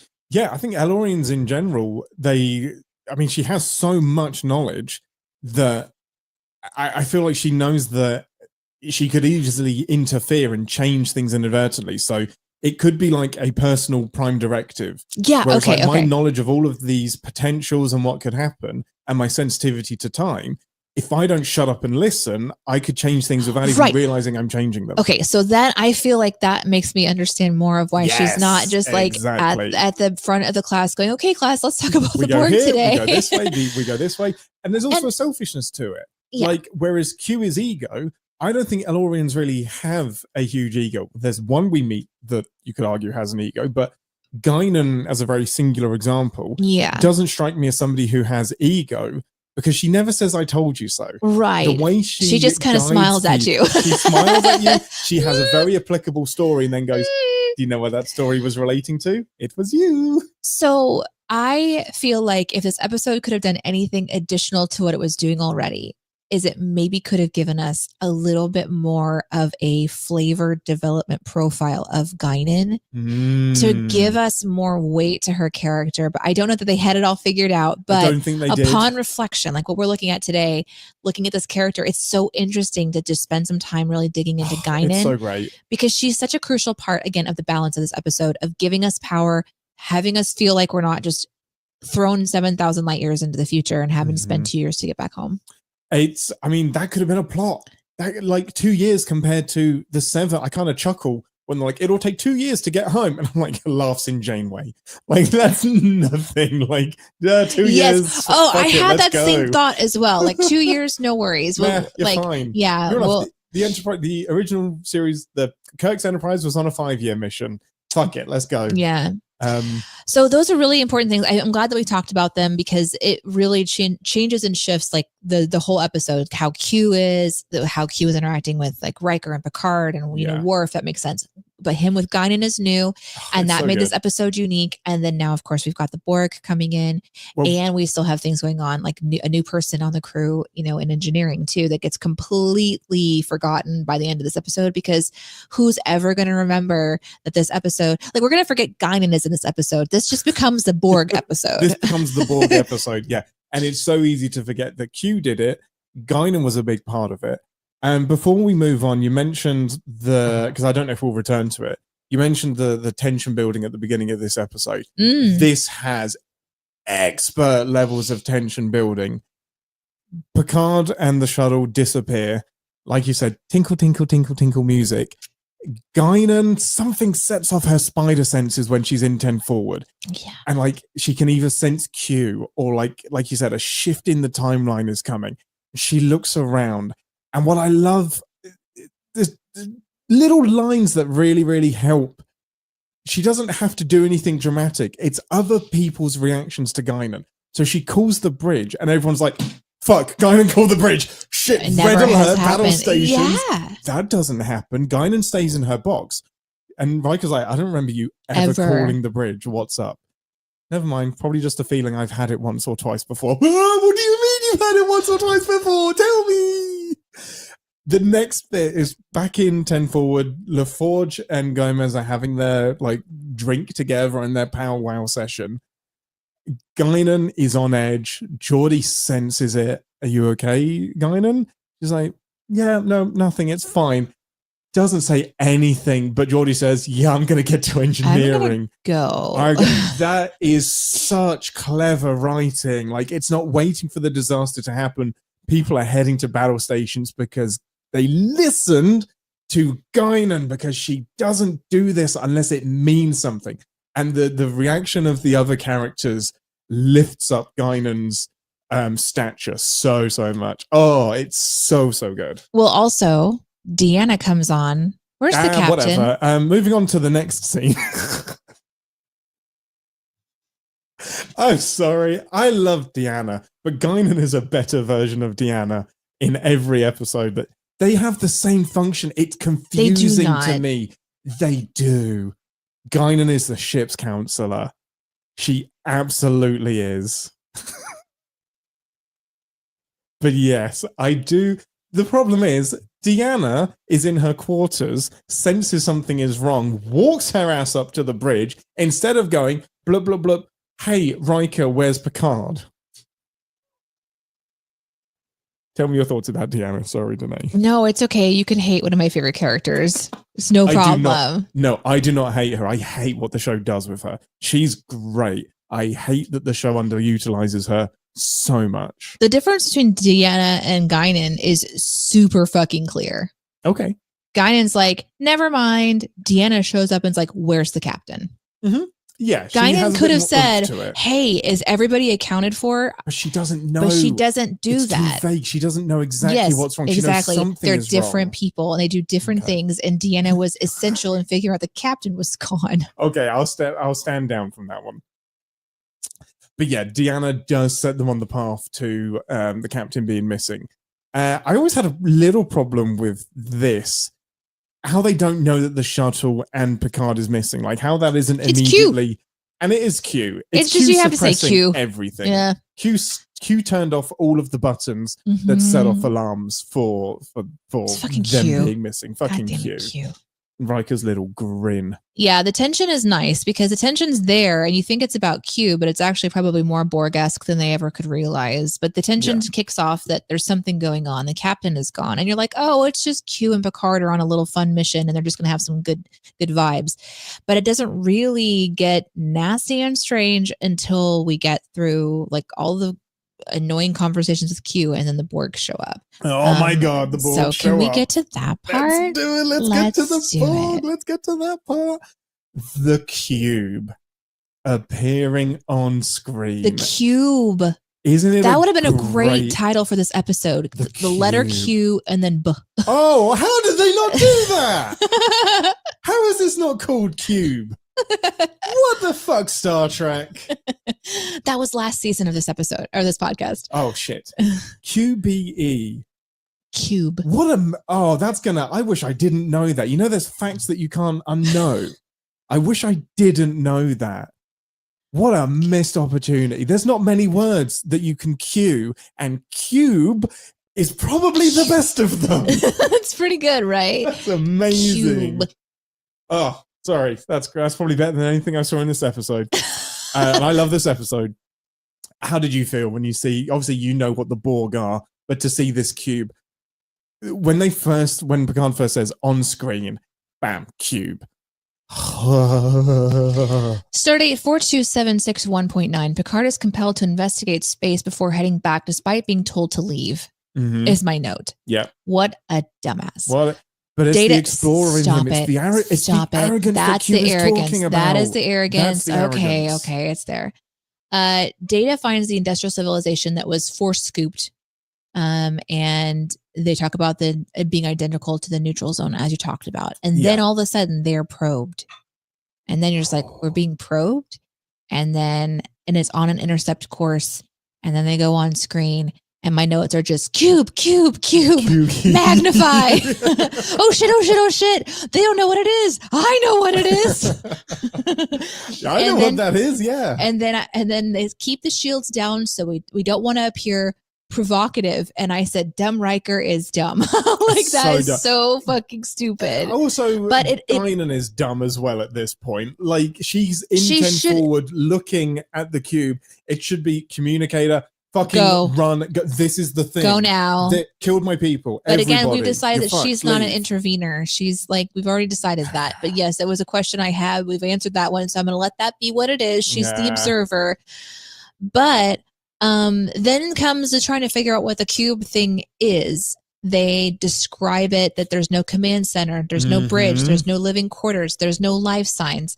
So this is when the viewer is like, well, this is interesting because this is nothing like what we've heard before already. Not only is it a cube in space. Because, right? It is a cube in space.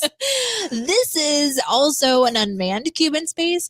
And they play on that again when they go into it as an away team, not realizing that they just don't have, like, even though there was one on their ship that didn't have a lifeline, like they had no life signs, they go running in there and realize that this is just something that they've never encountered before. So there's no weapons, there's no shield, and Picard hails, there's no reply. And so Guinan is watching the view screen and she's like, centuries ago, they destroyed cities. They scattered people through the galaxy. They're called the Borg.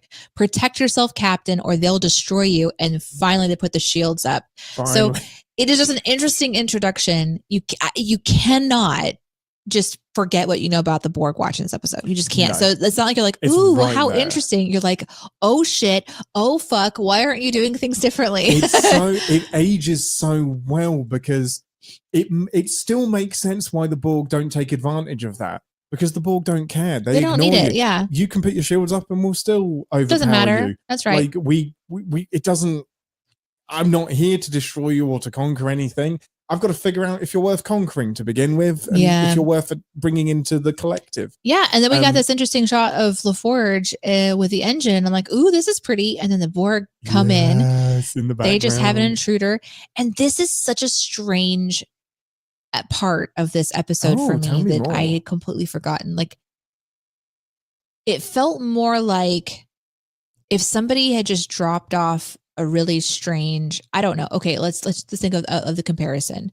So you're hanging out at home and everything's good. The crew of your house are all like symbiotic, and then someone pulls up in the driveway, and they just drop off a snake in the middle of your house and they leave, and you're just like, no one wants to touch it. No one wants to do it. You're observing this threat in the middle of your house. And that's what it felt like. It was like, it's like a raccoon. They're just watching. Just came into that. I was like, the raccoon has a gun. I don't know how to deal with this. Does it know how to use the gun? There's no containment field. There's no. Like, Geordi's just like, we got an intruder. We have an intruder. And it's then next to the warp core. It's hanging out, and then it's like Picard and the security crew show up, and they're just like, "Oh yeah, that's definitely an intruder." That's a problem. Well, there's your problem. It's one of those. It just feels so weird, and I'm sure it's meant to, because this is such a unique enemy that isn't responding. They're not talking back. They're adapting when they're shot with a cool little shield that protects them. I miss that shield so much. There's just these unique things happening. Like they've got, it's just wild that in to and watch. of itself is scary. A personal deflector shield is like, oh fuck, shit. What our ship has. They've got one of those per person. Yeah, we show that they're unique. We show that they got in without any trouble.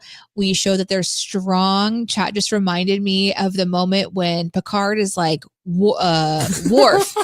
he goes, let's see, how did he do it?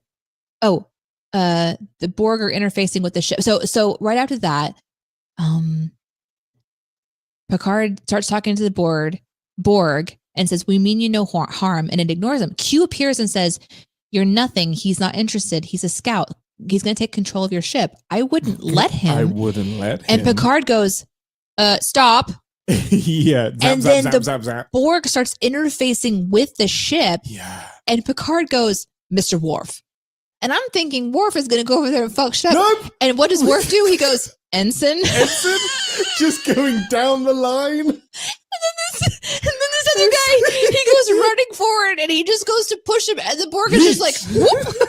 Bye. So they now show that they're also very strong. And so that's when Worf hits him with the phaser. It's not meant, it's so clearly funny. Not meant to be funny.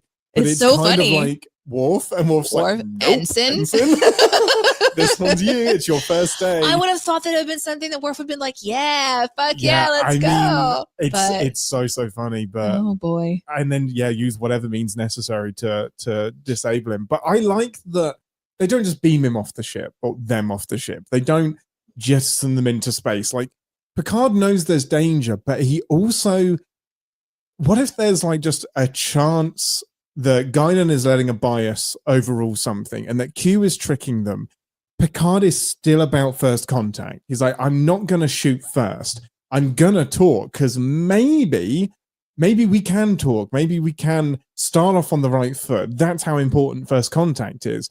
But when it's clear that they're tapping into systems and things are flickering, okay, it's that's like whatever means I necessary. He even says, he's like, whatever means necessary. We've got to do something now. But it's just so strange because they're all standing 4 feet away watching this angry raccoon bore into their ship, just nibble on things. It's just absolutely no harm. I mean you harm. I want your cereal. It's also interesting because now we have our first encounter with the Borg and how they operate. They have beamed directly to engineering. They've gone over to interface with the ship.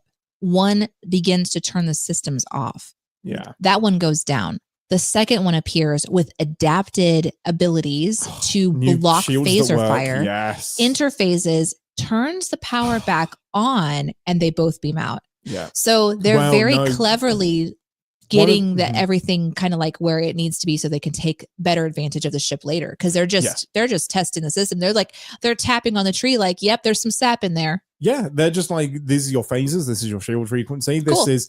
And I like what that jumps ahead to. I don't want to leave this just yet, but what it jumps ahead to is when the Borg hail the Enterprise, and we know that you're not capable of defending yourself. Don't fight. We know that for a fact because we just sent someone over, and we have all of we know how many torpedoes you have. We know their yield. We know your phaser strength. We know your shields. We know that you cannot resist us.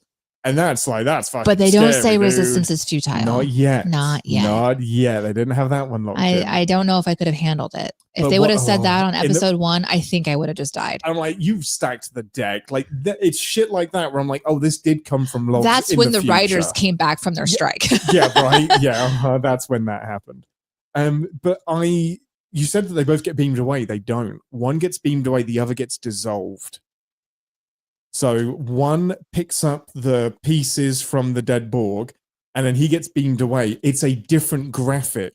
What? It's a different graphic for the dead Borg, and it's dissolved, which is why it leaves debris on the carpet. It leaves like a chalk, not a chalk outline, but a silhouette on the carpet because they dissolve the dead so that it can't, there's no use for that Borg anymore, but we also don't want to leave it behind. So they dissolve it. Wow, I did not notice that. Really I cool. definitely saw that there was pieces being removed by the alive Borg. It's a deliberately different graphic. I was thinking about it when it happened. I was thinking about it. I was like, shit, did the Borg just dissolve something on the bridge?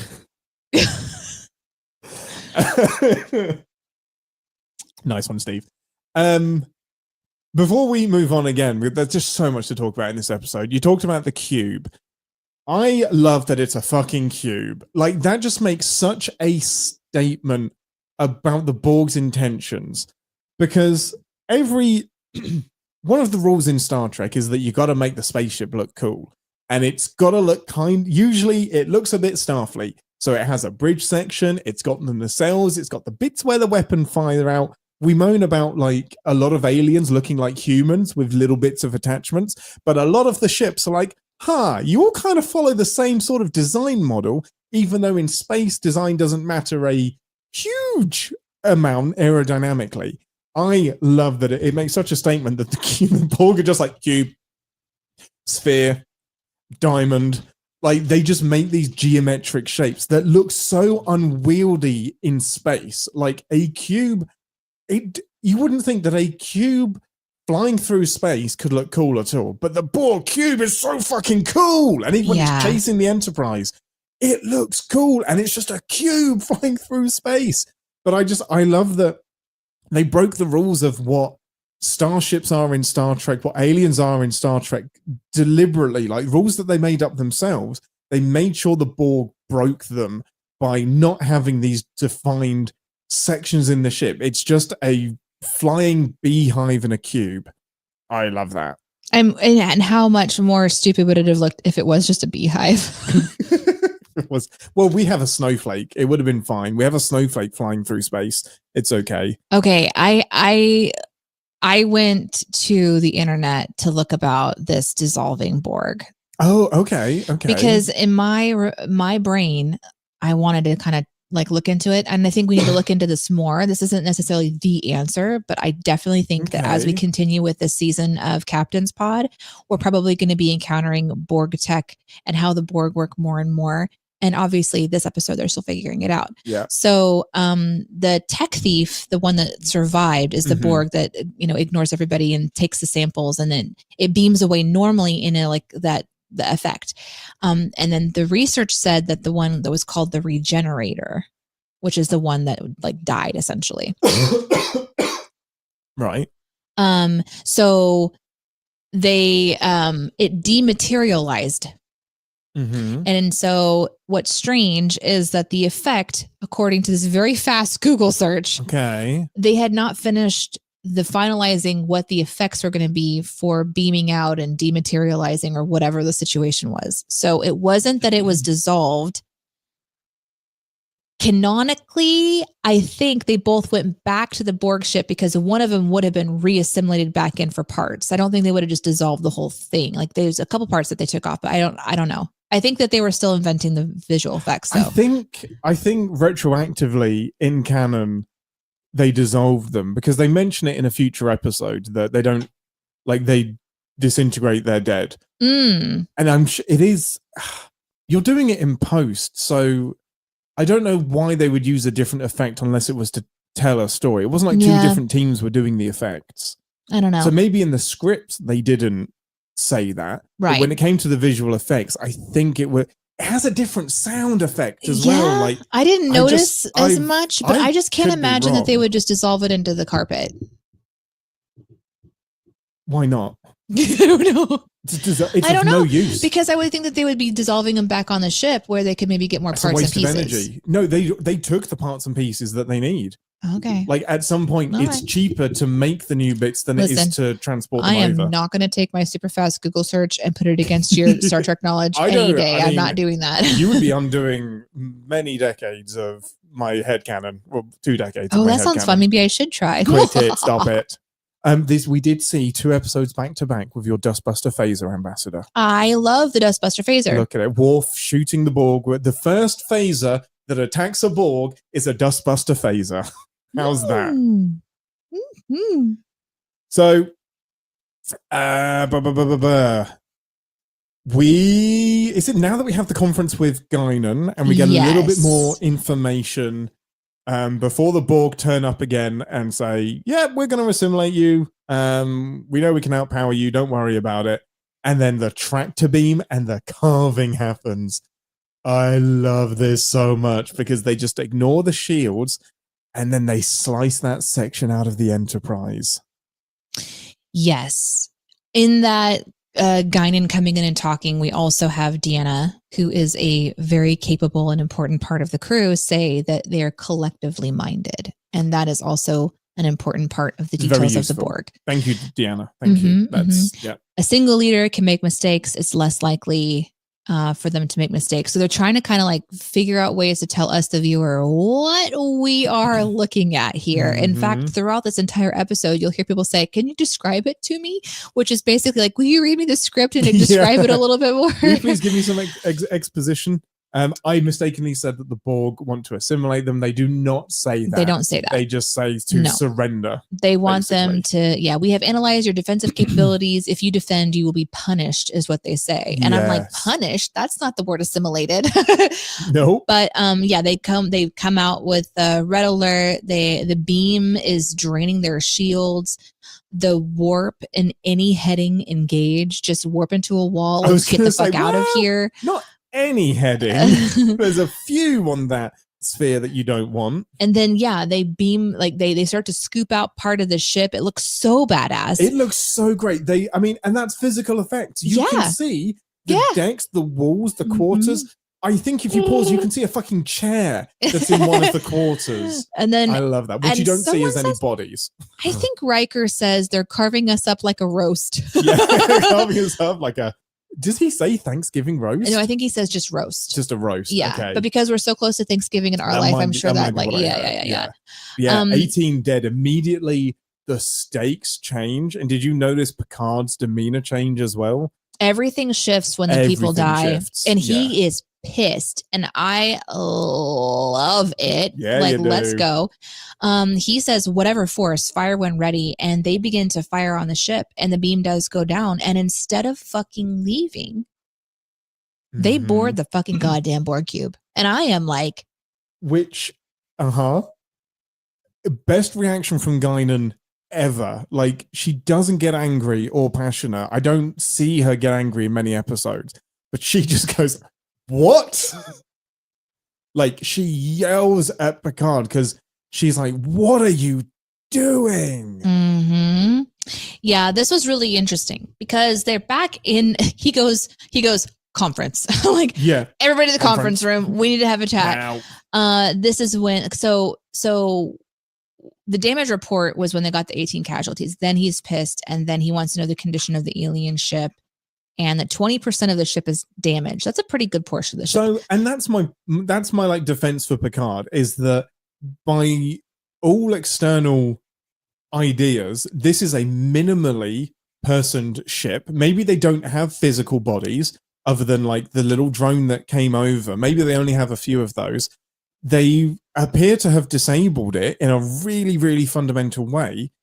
And like they said, Riker said, this might be the only opportunity we have to study. Who fucking cares? Let's get out of here. You're gonna care in 2 years when they come back, or a year and a half. I guess so. So Sonya and LaForge are talking about reprogramming to get the shields back on, and she's like really struggling with the idea of people having died, and it's like kind of one of a few moments in the episode where they're trying to give gravity to the loss of life. Yeah, let it sink in, because it didn't happen often in TNG or TOS. Like a red shirt would die on an away mission, but 18 in one go. Yeah. And then Picard, then we're back in the ready room, and Picard is basically saying, we need more information. And she's like, well, they're made of organic and artificial life developing for thousands of centuries. Fucking, why didn't you say that before, Guinan? And then Q says they're the ultimate user. What an interesting way to describe the Borg. Unlike any threat ever faced, they're not interested in wealth, political power, just ship and tech. Something that they can consume. They don't say assimilate yet. So interesting. User. It is a testament to, and this is one of the main reasons I think Star Trek ages so bloody well and is so enduring. They are careful most of the time with the words that they use. So they didn't like mention something that would date it. Like, I can't even think of an example, but saying user is in a technological term would have been pretty new in 1989. Yeah. So they are a user of technology, a user of what you have. It was kind of like a video game.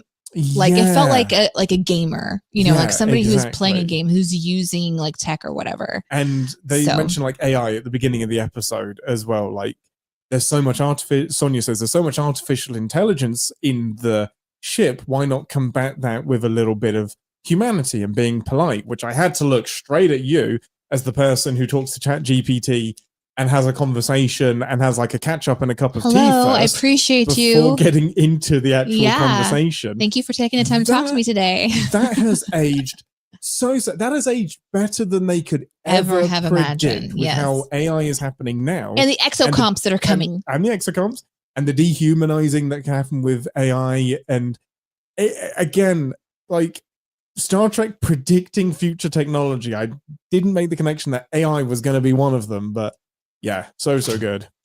Also, so this is when there's an interesting decision to go to the I'm really upset by this because when they scan, like I mentioned, they scanned the Borg when the Borg raccoon was down in engineering and he didn't have a life form, I don't believe at that time. Because I remember thinking, you already know they don't have a life form. Why would you assume that they're not filled with that same kind of a drone, by going over there? It was really, really frustrating to me. It felt careless. It felt like this is a huge enemy. When do we ever see them being like, you know what? We've disabled this ship. Let's go ahead and beam on board and just see what's over there. Like it was so cuckoo bananas.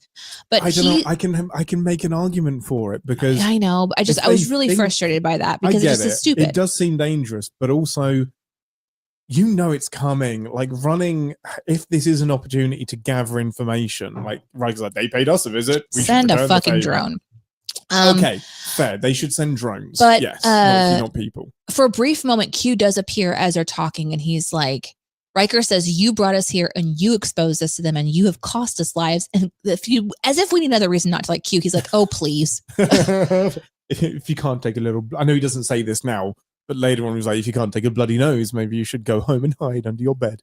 That's his attitude to Picard, please, in that moment, he's like, "Please tell us this is a ruse. Tell us." Our people have died. Tell us that this is one of your games. And Q's like, this is real, and leaves. He is so horrible. So then LaForge pings in and he's like, yeah, the shields are ready. And Worf says, hey, the casualties are ready. And rather than take a moment on screen to just show them and like everyone take a moment. They don't have a moment, deny. But don't they? They don't. Picard's like, assemble. He's like, no, we'll get to that later. Assemble a minimal away team. And that's when Guinan's like, what? She is so pissed. She is so pissed. A rare reaction from Guinan. My notes are, Guinan is pissed. Deanna is worried. I am dumbfounded. These people are stupid. That's my notes. I can see it. But I mean, it paid off. Like they got some valuable information. Yeah. So let's talk about beaming over the Borg ship. How fucking cool was this? I am blown away. The Borg ship. It's what we see in Voyager. It's what we see in the movies. They add some fluff to it. The HR geegeriness of all of it, the alien aesthetic, as in Alien the movie, the regeneration alcoves. That is what the Borg internal ships look like. Now, for the most part, like so much of this design was fleshed out and kept moving forward. It's so good. Yeah. The whole time I'm like, this looks really cool. Why are you here? So this was a very conflictive part of this episode for me. It's so scary. It is the buildup of that ominous feeling. Like, what a great episode to make you feel scared and then put you in the middle of them. And guess what? The encounter is going to be really uncomfortable because you're beaming right next to a whole bunch of them that are just in stasis and you didn't know it. And guess what? Scary. One of them wakes up and walks past you and doesn't even acknowledge you. And isn't that fucking freaky? It is freaky. And guess what? There's also babies. Yes. It's freaky. It's so great. It's freaky because nothing is happening. It's like It's like when you know you've knocked something over and you're like, the parents are gonna know, and then they come into the room and they don't say anything. And like, do they know? Do they know that I broke the thing? And then it's like, that is more scary than them coming in and saying, why did you break the thing? Like the anticipation of being like ignored and not knowing when the other foot is going to drop. It's so, so clever. And just to have we've seen a Borg come over, ignore phaser fire and like do some scanning stuff. They've just killed 18 members of the crew and then carved up the Enterprise. And now they're just ignoring them because they have something better to do. Yeah. We learn important things here about the Borg. Riker's line, sorry, is they either don't see us or don't see us as a threat. And that's such an efficient way of describing the situation. I love that. The readings were incorrect. The Borg survived and they're in stasis. Explain. Okay, well, there's some slots in a wall and there's some tube. And it's so funny. And I'm like, just take a picture. Yeah, tricorder. Scan it with the tricorder. Here we are in 1998, not knowing 1999, 2022, and they don't know about smartphones. They don't know that we're all going to have cameras in our pocket. You know, they don't all know contact lenses that take pictures in the future. But how do you not think about like just scanning something and sending it over? Yeah. But it is interesting that in this moment when they're on the Borg cube, we are explained verbally. And I think it's a good thing to do is to try to be like, let me help the audience at home understand what they're seeing, because it's a lot. There's a lot to look at. But when the Borg walks by Data, like I was mentioning earlier, he's like, fascinating. They don't see us as a threat was definitely mentioned, but Data also discovers that the connections that are made for Borg, the tech is beyond their capability and the ship thinks what it wants and it happens, which is super scary. It's so scary. It's so efficient. And Riker's like, Riker is right. One of the most obvious advantages is speed. Like there's no debate. There's no conference. It's just, it happens and they have this singular goal. It's so efficient. It's so scary. And it gets shit done. And then to really make it bad, to really make it feel horrible, the Borg that's ignoring them walks back by and Riker looks out and the camera pans back. Oh, it's so good. And we get to see the scope and scale, or a little glimpse of the scope and scale of a Borg cube from the inside. And it is so good. It's so good. Like and the dread that you feel, it then becomes hopeless. Like you need to leave. Yeah, it's huge. This place, what you're seeing on this one catwalk, multiply. It's huge, and it's rare that we go inside an alien ship so early. Like it's so rare that we get the inside of a Klingon, Romulan, Ferengi ship. And in episode 1, we're getting the inside. Yes. And the Borg alcoves, like, that's what they look like. We still, they've been modified a little bit, but that's what they look like with the green, the little green flashy bit on behind that you used to be able to buy at the mall. Yes, I had one. That matte painting, because they have the film and then they superimpose Worf and Riker's bit onto the painting. That it's matte painting is incredible. It's so fun. So good. They literally said, artist, this is what we want. Yeah. Draw it. Copy paste. So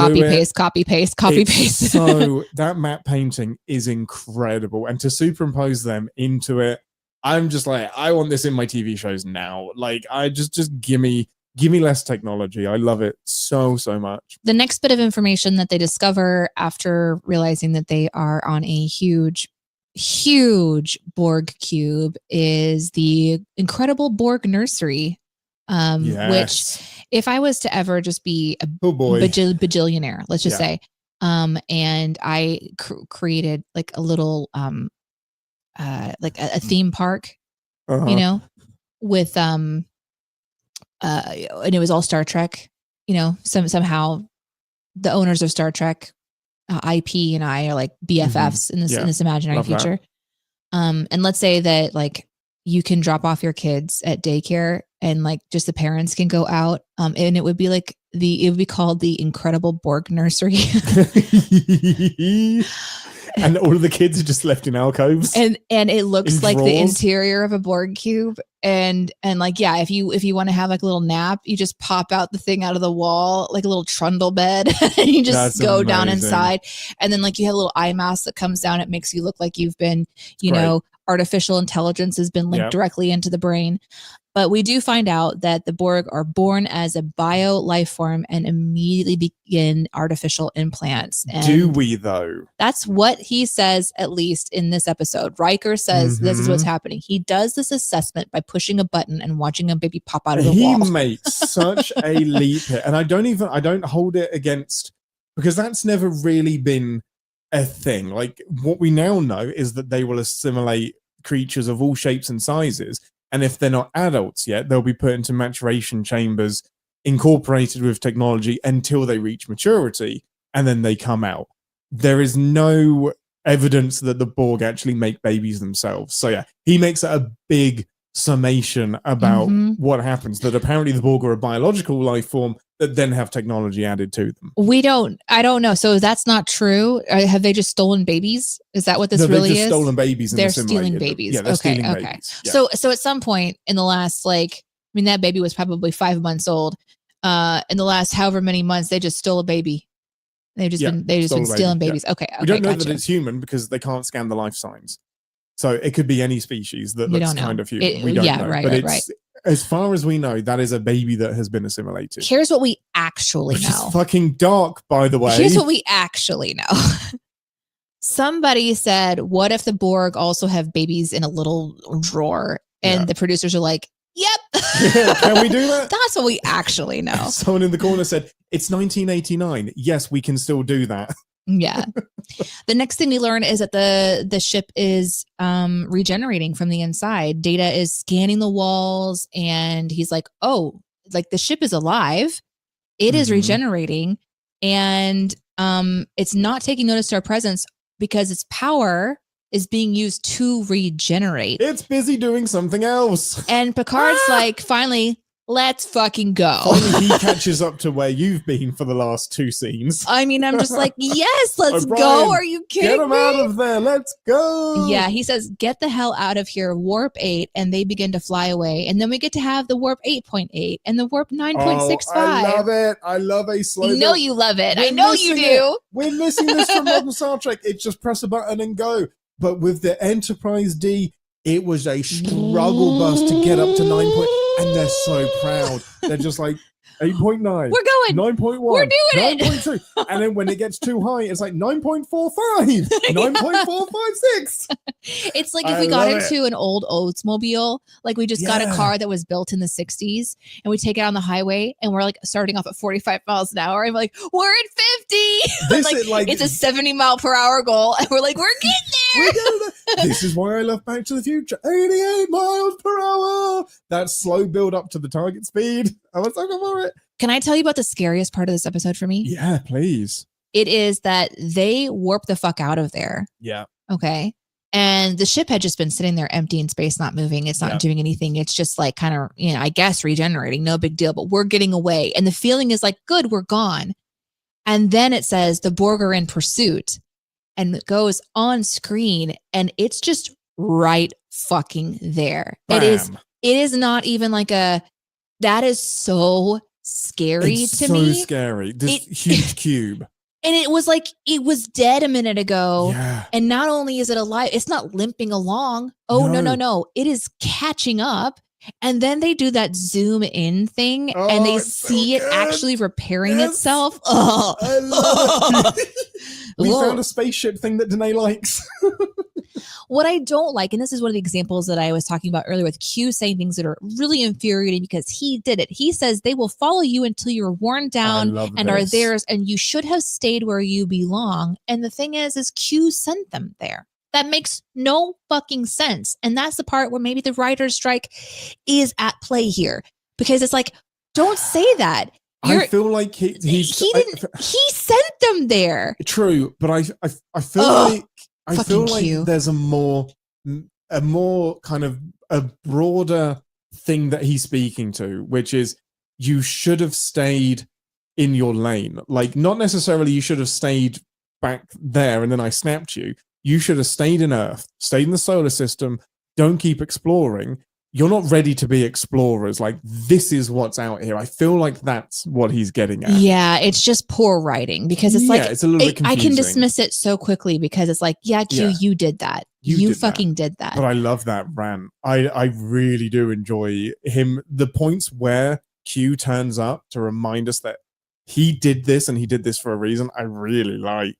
I do too. The Borg ship starts firing and draining their shields. Yeah. We start launching torpedoes. How do you feel about this space battle? Like, to me, it just looks like our beloved Enterprise is just rolling a couple of like Rubik's cubes out of the back or something. Not Rubik's cubes, like the little the everlasting gobstopper like sort of thing. Is just like, that didn't look that impressive, and maybe that's the point, you know, is that they're so meek compared. That is really budget. Like, I always remember listening to this audio commentary of a TNG episode, and they were talking about like, this was the most expensive TNG episode we made because of the phaser fire, and each phaser fire costs, I think, in $1989 $3,000 for each beam. Wow. So each time you do it, you are ramping up, and they're not at $1 million an episode budget yet. Right. They don't even know if they're getting a season 3 levels of budget. So that is purely, in my head, it makes no sense. Fire all the fucking torpedoes, constant phaser fire, keep going. Right. It's an emergency situation, but it's like, okay. Purely budgetary. Yeah. Is it possible that if the Borg had not been that intriguing, that we wouldn't have a season 3? Did this give us season 3? I can't answer that, but I don't think so. I think it's way more than that. Okay. It's because it is their attempt at going, we need to have an ominous enemy like out there in the world. We'd have Firefly season 2. Like, if it was purely down to, they did something creative, let's develop that, then we would have so many more seasons of television. I'm way more cynical. I think it was, there's enough IP here, there's enough of a following, let's give this another season and see what happens. Now, the cliffhanger for, like, I think the quality of season 3, I think that maybe does lead to the rest of TNG as we know it. Gotcha. Before we move on to the next part, the regeneration, like when they zoom in on the side of the Borg cube and we see it regenerate, the comment that was in the chat was, how do they even do that effect in 1989? And Wandering said, the things were made of plastic. They melted them with a blowtorch, and they had room to do about 5 of these. Then they put the footage in reverse, and they explained that on the commentary track. So thank you for adding that bit, because it looks really cool. I knew it was playing in reverse, because you can tell there is this uncanny valley about how the metal moves. And I'm like, that's being played in reverse. I'm sure of it. That's really fun to have that. It's really, really fun. It's a great effect. It's really fucking creepy as well, the ship repairing itself. I love the chase. One of my favorite things is the Enterprise being chased by a Borg cube, because it is so scary. It's not often you see the Enterprise running from a fight, and it is just relentless. And that's what Q says. Like, they're not going to stop. They'll wear you down. They'll drain your resources, and they're not even going to bat a Borgy eyelid at it. We get to the culmination of like the tension buildup. I mean, obviously the Borg, we've established the Borg will be taking over the Enterprise. We as a viewer feel that doom is imminent, and Q is on the bridge, just leaning casually, being a dick, pointing out that you can't outrun, you can't destroy, and if you destroy, they'll just regenerate. They are relentless. And it's just like, what's going on here? What is it? Where is your stubbornness, your arrogance? Do you profess to be prepared for what awaits you? Which I think is the point of Q in this episode. He's wanting to press that Picard is not ready. You said you could handle it. You said you could handle it.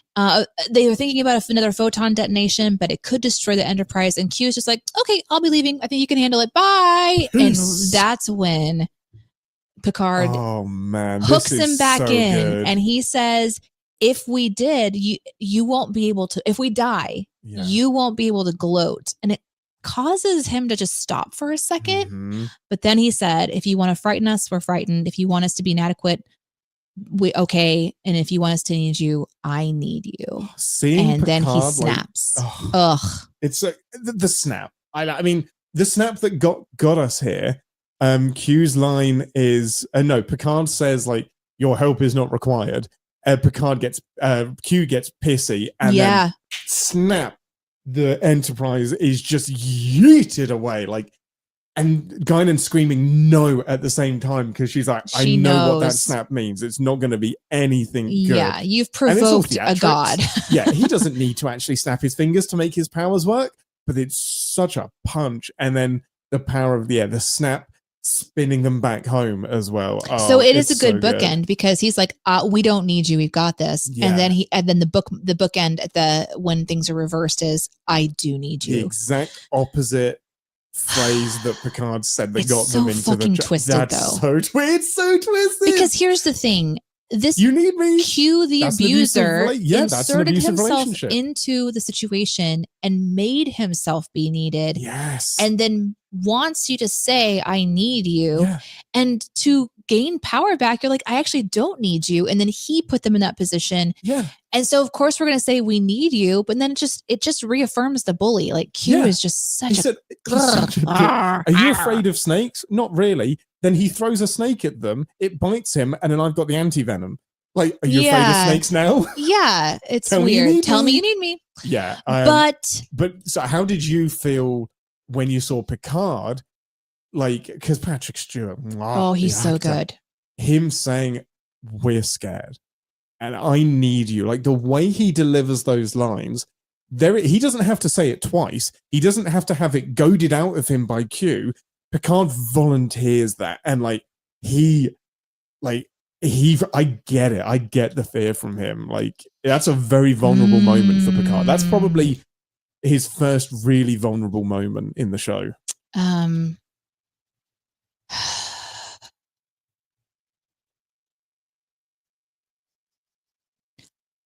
Seeing Patrick Stewart be passionate about anything is exciting because I love how he performs and how he does, like, even like his little gestures, the way that his hand will move or the way that he just decides to tilt his head. It all seems like really intentional. And we know that he's classically trained. He is theater trained.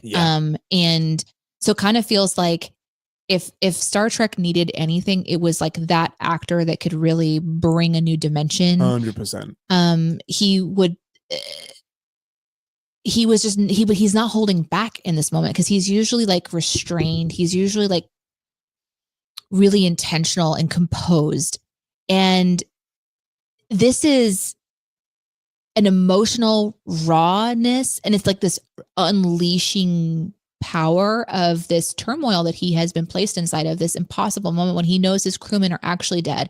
Yeah. He's really been put into position and he's prostrating himself before this god going, I don't care what I don't care what it's going to make me look like. Whatever it takes. I'll do whatever it takes for you, to help us. So it was really powerful. Like, I kind of don't see this episode ending any other way. We had to have Q intervene in that bookend. It's a Q ex machina that works. Yeah. It has to. And I think it works because he put them there. So it's not like Q turns up to save the day in a hopeless situation. Q created this. So I don't feel any amount of eye rolling that Q snaps his fingers and fixes everything. And I think having the dead 18 crew members is part of that. Knowing what happens next with the Borg helps with that as well, because there are consequences to the Enterprise being saved in this moment as well. So, and that's why I love the bookend scene with Guinan, just affirming that, yes, Q may have actually done you a solid, that he's brought this encounter much sooner than it happened, but it was supposed to happen, but they were coming. Like, 7,000 light years to the Borg is round the corner. Like, they were coming, and now you do actually have a bit of time until they get here, even though they're getting here quicker than they ever should have done. Well, and that just sets up, like, we know they're coming. And that's the first time TNG did that and then delivered on it. Yeah. I think it hits really, really good because the chess game, like there's just this subtlety kind of downshift that you have to do. This was such a big buildup, and then you kind of needed to have some bookends because they're going to leave you unnerved too. This doesn't have a perfect ending. No. Where the Borg are like shaking hands and they've made a new, friend. This is an ominous, like, dun dun dun, to be determined. We'll be back. Starfleet gets, and Enterprise and Picard gets a kick in their complacency, which is, it is fun because they are like, the Enterprise is the dominant ship of the dominant power. So yeah, it's really smart to introduce something else. It is. The kind of final moments on the bridge with Q are interesting to me too, because he changes place with Riker, which is an interesting thing to do. Yes. He's not changing place with the captain. He just loves Picard and he wants to be as close to him as possible. So he can't have Guinan's position, but he shifts Riker away. And we know that he was kind of like hoping that Riker was going to become a Q or something, get out of his way anyway. Right. So, and I kind of love how Riker just sort of looks so annoyed, like, oh, I'm over here. Like, you know what I mean? I've been moved. I hate it. As a person who hates being moved, you can relate to that. And Q says, another man who have been humiliated to say these words and ask for help. Picard says that the lesson could have been learned without the loss of a crew. And he replies, like a total ass, if you can't take a bloody nose, go home and crawl under your bed. It's not safe here.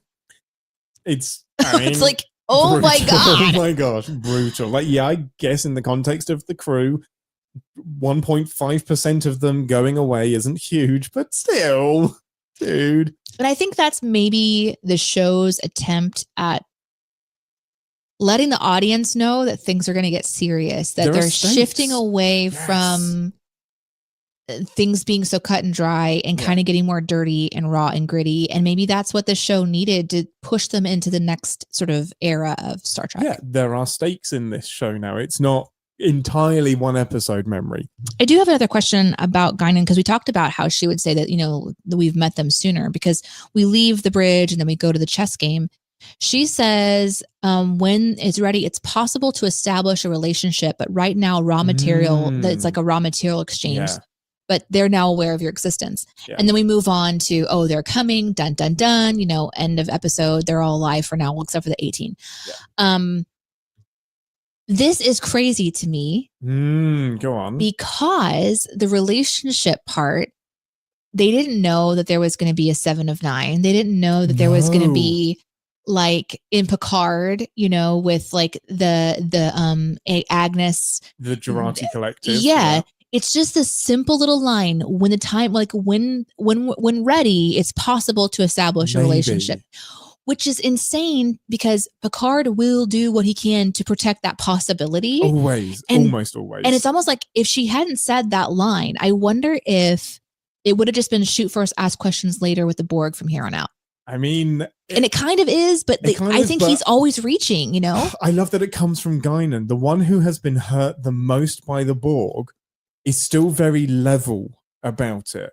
And yes, maybe she has some distance from the disaster now, but the fact that she is the one that says there may be chance for peace and talking is so powerful. It is, because she has an insight that is now at the same level as someone like Q.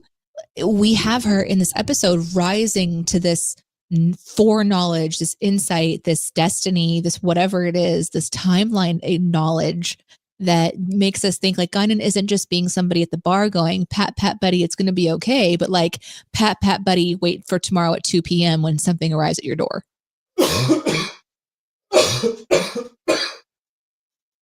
Yes, exactly. She's got more weight to her character. So this really episode does a lot. It does a lot. It's heavy. It's serious. It's raw. It's emotional. It's like unnerving. It's unique. And it's not like the fun, we're going to turn into de-evolved versions of ourselves episode. There's always time.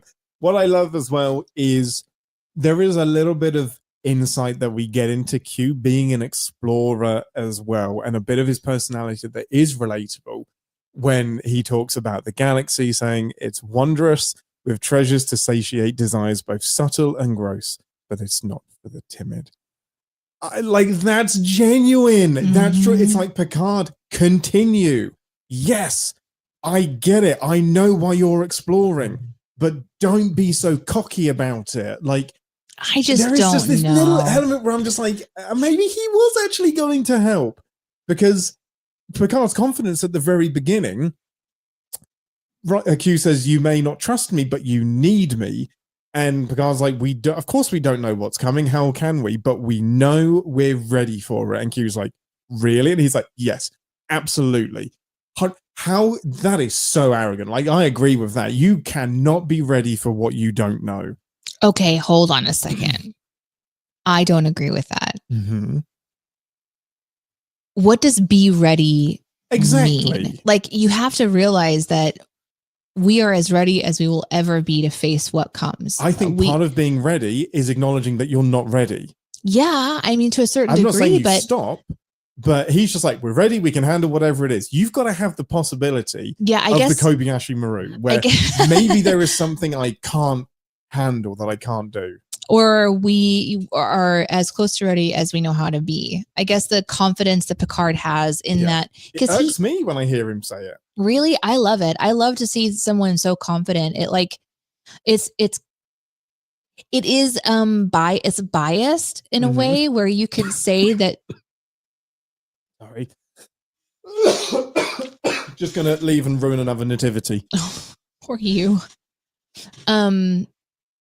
You can say we're ready for anything, and then when you get there, you can have a speech about how we're now more ready for anything. Do you know what I mean? And that's the thing about Picard's character, is that he has that ability to take what's happening and inspire his crew to continue to get better.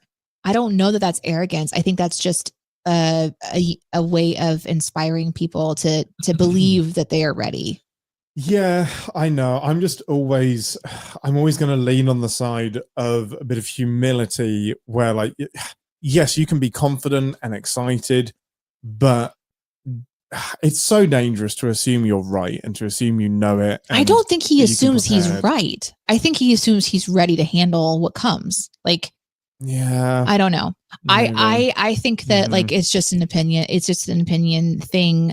I do agree that sometimes when you're around somebody who is like claims to always be ready and be right, it's really frustrating and annoying. Yes, it is. But when you're the captain of a ship in the middle of the great expanse of space, and I think inspiring the way that Picard inspires his crew to keep going and to believe that they are ready and that they can think outside of the box and that they're capable of handling whatever comes their way doesn't mean it's going to go well. He never says that.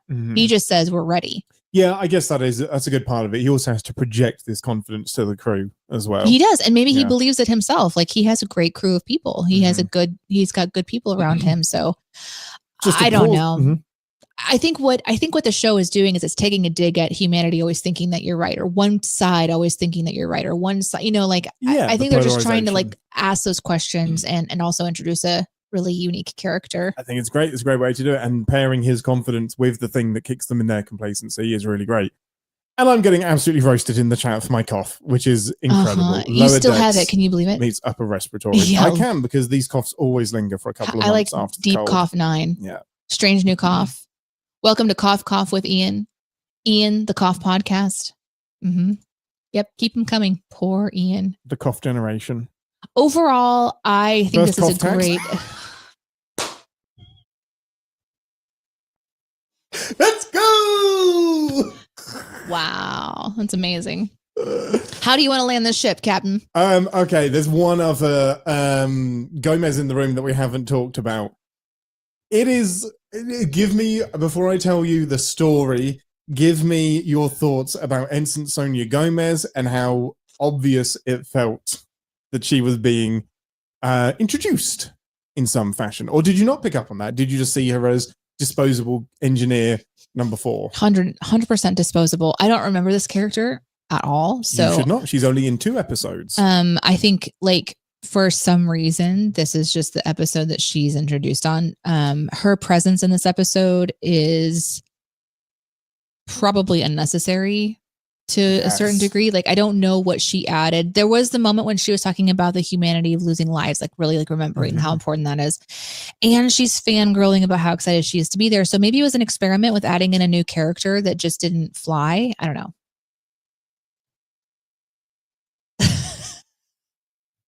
Discovery. Nice. Okay. Keep reading them. So... Star Disease, the original cough. The one with the cough. That's amazing. These are the voyages of Ian's phlegm. A voyage. So Sonia Gomez was meant to be a recurring character. She only returns once more, but she was supposed to be in a lot more episodes. She was going to be Geordie's love interest. She was going to be a partner for Geordie. What happened? Apparently, they didn't tell them that. They didn't tell the actors that. So in this episode, there was like, they didn't get the chemistry because LeVar and I forget the actor that plays Sonia Gomez, but they didn't play it as if they were going to be getting together. It was more like a mentor-mentee thing. They had no idea that there was going to be a romance thing. And apparently the producers at the time didn't think the chemistry was working. There's also, I read, because I did a bit of a deeper dive into this, apparently the actor didn't know she was going to be coming back, so she cut all of her hair off. And they didn't like that either, because it changed the character too much, apparently. So that combined with new producer Rick Berman turning up in season 3, they completely got rid of Gomez because the idea was she was a love interest for Geordie and was going to convince him to do a really dangerous eye surgery to get rid of his visor. And Rick Berman hated the thought of Geordie not having his visor. So they killed that and killed Gomez's love interest and her appearance entirely. So she disappears. So it's one of these weird, what could have been with Star Trek from season 2, but the changes in powers just nixed that idea entirely. So she's given way more lines than an extra would usually be given. And then it feels weird because we don't really see her anymore. Oh, that's really, really interesting. Yeah, really interesting. Okay. Well, That's I mean, why she feels bigger in this episode than she ends up being. Yeah. It was a very frustrating experience for me because the lines are inadvertently very demeaning for a female character. Yes. Which is normal to see in content, especially content in the era of me growing up and the era before me. It's definitely getting a lot better. I don't really have the same triggers with female lines. Like Strange New Worlds has been really refreshing because yes, very powerful. The women are just doing their jobs, and there's not lines like, "Wow, you sure are confident for being a woman," basically. Why not? What's wrong with being confident? Or I mean, like, he does wow, say for like a cadet, for like just coming out of the academy, but yeah, I don't know how much of this attention he's giving to the male members of his team that have just joined. Yeah, let me see if I can find. There was a couple of lines that were really, really infuriating for me. Now that we're asking about her. Yeah, let's do it. But oddly, my computer might be freezing. Let's just see. Here's the silence in the edit that you're like, what is this silence? I'm so about? happy to be serving my ship, your ship, this ship. What? That's what she says to Picard. Oh, and Geordie's just dying in the background as she fumbles her way through the hello Picard. Definitely believed that there would be somebody that'd be fangirling over being around Picard and being on the Enterprise. Like that stuff I was really enjoying. Yes.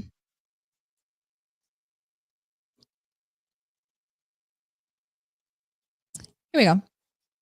First one.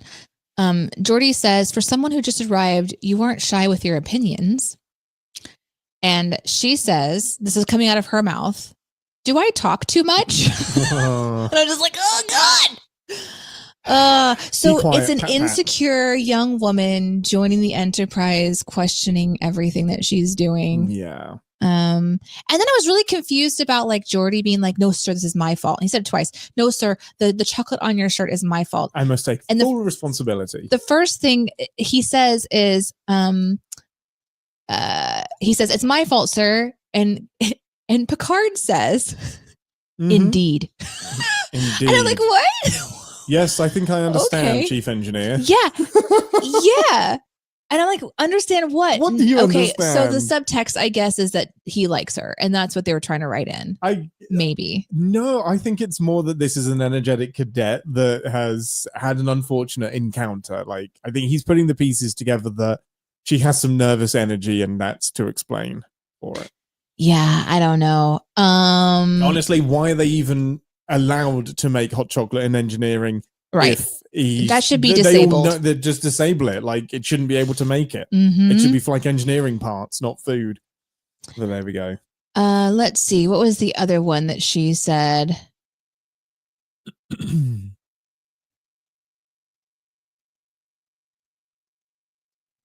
Geordi says, "You're young to be so driven." When else are you going to be driven? Like, what? That's the point of being young, is that you can be driven. Oh, boy. I don't know. But there was all of that made like the relationship apparently just seem a bit off. But well, she started to kind of go on about how she wanted to be the best so she could get on the ship. You know, like she really wants to be there. Yeah. I think it would have been interesting if they did dig a little bit more into that young woman character who is busting her ass to make it to the best ship. Yeah. And then just keeps fucking up. But the idea that you kind of point out like, oh, am I talking too much? It's like you're kind of like wanting to play into what you think the audience is going to be annoyed by, which is an exuberant young woman on the ship. So I don't know. She is Boimler before Boimler was cool. But I will say, as she was kind of jabbering on about why she's there, she kind of gets a little apologetic. And then Geordi says, no, it's okay. Go on, which kind of had that soft, subtle tone. Yeah, because she calls him Geordi. Yes. And so in my notes, I write cue sexy music. There we go. But there wasn't any. And I was like, oh, okay. Maybe this is just like, they're not going to do that. So it's so interesting for you to say that they were going to be going for that relationship. Cause I felt it. I felt like they were kind of starting to press in it. So she goes on but I liked her approach to it, and maybe her lines in this episode are important because it maybe is the seed of Picard's dedication to what he's doing. She's like, we're the first to see it. I want to be part of the first to see it and to understand it. And that is part of Picard too. So it's sort of like the next generation's next generation in a way. Yeah. And Geordi's like, hey, relax. You're here. You made it. You're not going to get far if you start banging into walls. So, and they're like, she's like, okay. And then they start to go down the hallway. And he's like, I promise to tell you if anything exciting happens. And then he doesn't. He never tells her about the Borg. He doesn't. She finds out later. And he very quickly puts her off the ship and we never see her again. Very, very interesting. Which just tells you, ladies, we can't talk a lot or we'll be booted off of the ship. Where is that boot button? Exactly. Ambassador, give us some pips. Oh, this is a 4-pipper for me. It's a 4-pipper. We don't need to talk about that much. It's incredible. Yeah. Definitely a lot of really good things here. And I think for being on a budget, they did a really great job of introducing such a unique enemy. Completely agree. Love it. Love it. Love it. Love it. Great start to the season. I love kicking off with this episode because it speaks into the best of both worlds so importantly and so much. I think it would have felt strange to do next week's episode without this one as the precursor. Speaking of next week's episode. Nope, we're actually got some emails this time. I have 2 messages. I have 2 emails. Okay, well, let's just say real quickly, if you want to email us, you do need to email us at older email addresses because our new email that we have been using since this last season of Captain's Pod is still not working. So you can email us to... I haven't done my intro yet. You've preempted my denouement. Yeah, sorry. Okay, fine. Bye. Where are we going to do some emails, Ambassador? I mean, we're going to go to the baby chamber. I was going to go to the section that gets sucked out of the ship. Oh, yes. Decks like deck 24, sections 4, 5, 6, and 7. Let's go to the carved roast section. The carved roast section of the ship. You're going to hear anything because we're in space. Okay, hailing frequencies open, everyone. It's time for us to read your messages from Discord, Twitch, Twitter. No, we don't do Twitter anymore. Okay, hailing frequencies open, everyone. It's time for us to read your messages from Discord, Twitch, and, well, email. Just 2 this week. I just had beautifully nerdy, and it's like the reason that we're in this portion of the ship as well, from Paulie on the Discord. I didn't get a chance to watch again, but isn't this the one where the Borg take a perfect, beautiful core sample of the saucer section? I have issues with that. The emitter would cut not a cylinder, but a cone whose point would translate to the emitter itself. So it couldn't pull it forward. It would have to push it out. So we see a cylinder but how did it cut the bottom of the cylinder? If you're going to pull a core sample out, it has to dig a cone in where the tractor beam or the cutter beam attenuates to a point, and then it can pull it out. It shouldn't have pulled out a cylinder. I love this email because it has reminded me that I did not talk about this. I love it. How did they put that part of the ship back together? Or did they not? Is They that where the didn't. 18 people died and then it's just... Yeah, that's where the 18 people died. And then they have force fields Just and scooped emergency bulkheads. Yeah. And so then they go to the starbase to repair. Exactly, to get that shit. bit. Imagine turning up and there's no context. And they've the just been starbase is like, scooped. how the fuck do you lose 3 sections of 4 decks In a cylinder. perfect cylinder that weirdly should be a cone? So I love that from Paulie. That's amazing. This is a very relevant email, this next one, as opposed to the irrelevant emails. Sorry, I don't know. That was a weird way of saying that. I just rolled 6 D20s while I'm bored. Oh, God. Okay. Why are you bored?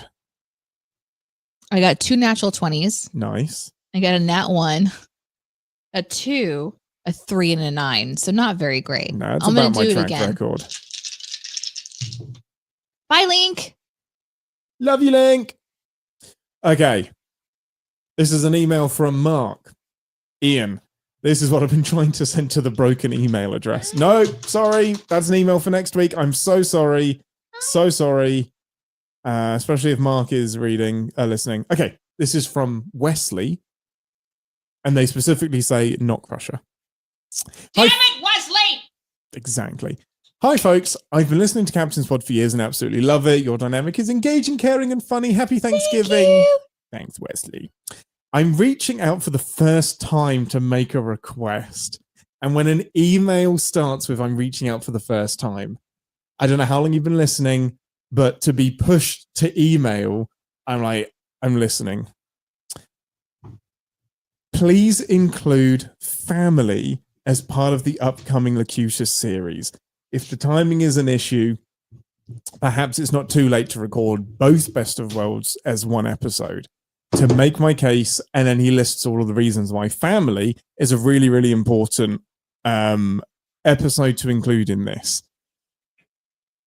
And I mention it because we can't fit in family as well, not without screwing up Holiday and the fact that we're going straight into Star Trek Academy as well. Family is important to this story, Danae. Family is important to us. Family is the follow-up episode. I'm talking into a cat's ass right now. I'll wait until it's Sorry, done. go on. Sorry, go ahead. Is he still there? No. Family is the episode that follows Best of Both Worlds Part 2, and it does a bit of Picard dealing with trauma and dealing with what's just happened. It is important, and it's an incredible episode, but it's just we don't have time to fit that one into what we're doing. But I wanted to acknowledge that, yes, it is important, and we will cover it at some point. It's just not going to be as part of the trio.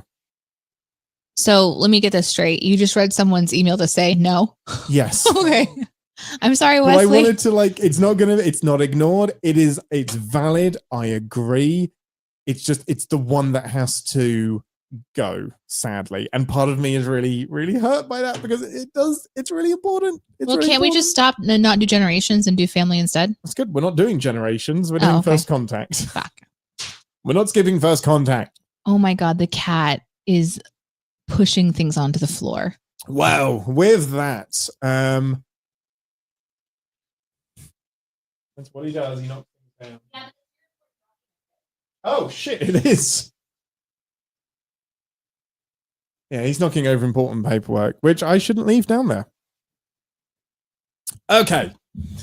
Well, Ambassador, that's the first episode of the new season. Next week's episode is going to be Season 3, Episode 26, The Best of Both Worlds. I am so excited to finally do this episode. Let's go!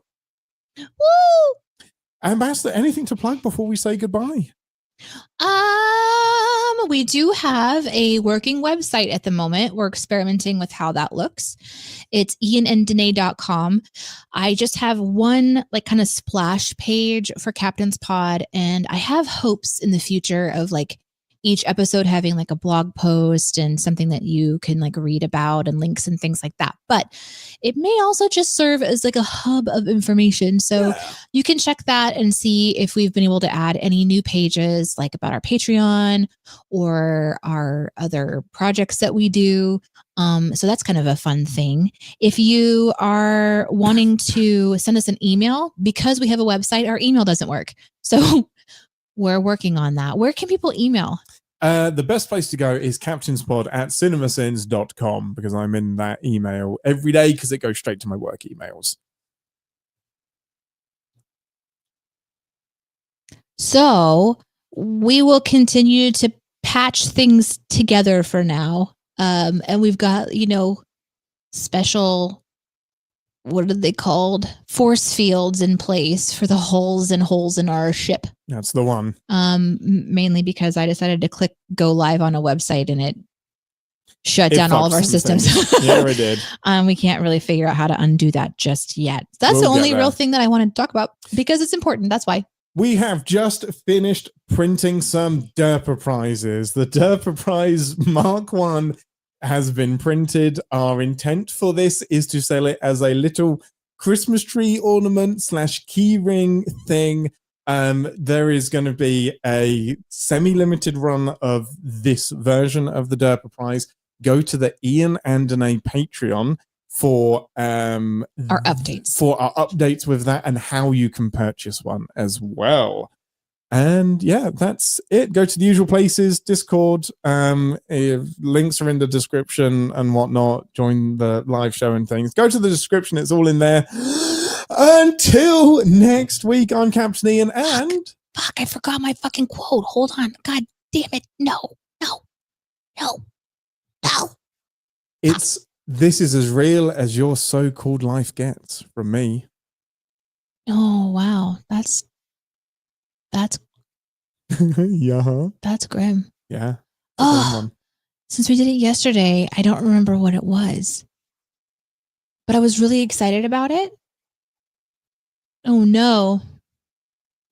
You don't have it in your note? Well, I guess you have a lot of notes to go through. So I have a lot of notes, and it used to be that I would write them and then I'd highlight the one that I wanted to use. But since I use Discord, I can't highlight. Oh, no. Let's see. Maybe I should just start copying and pasting.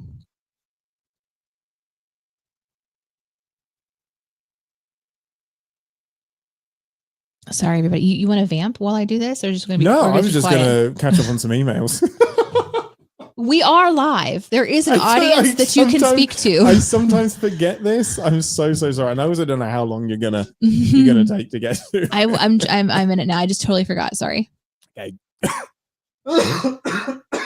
I could just cough over all of it. You could. Well, I mean, you could. You could read about more coughing puns. I could. What would happen if Moopsy got into a Borg ship? The danger would be is that Moopsy would get assimilated, and then we'd have lots and lots of Moopsies. Oh, you think so? They do have bones. I think eventually the Borg would overpower Moopsy, and that would be even more dangerous. I don't know. They do have bones.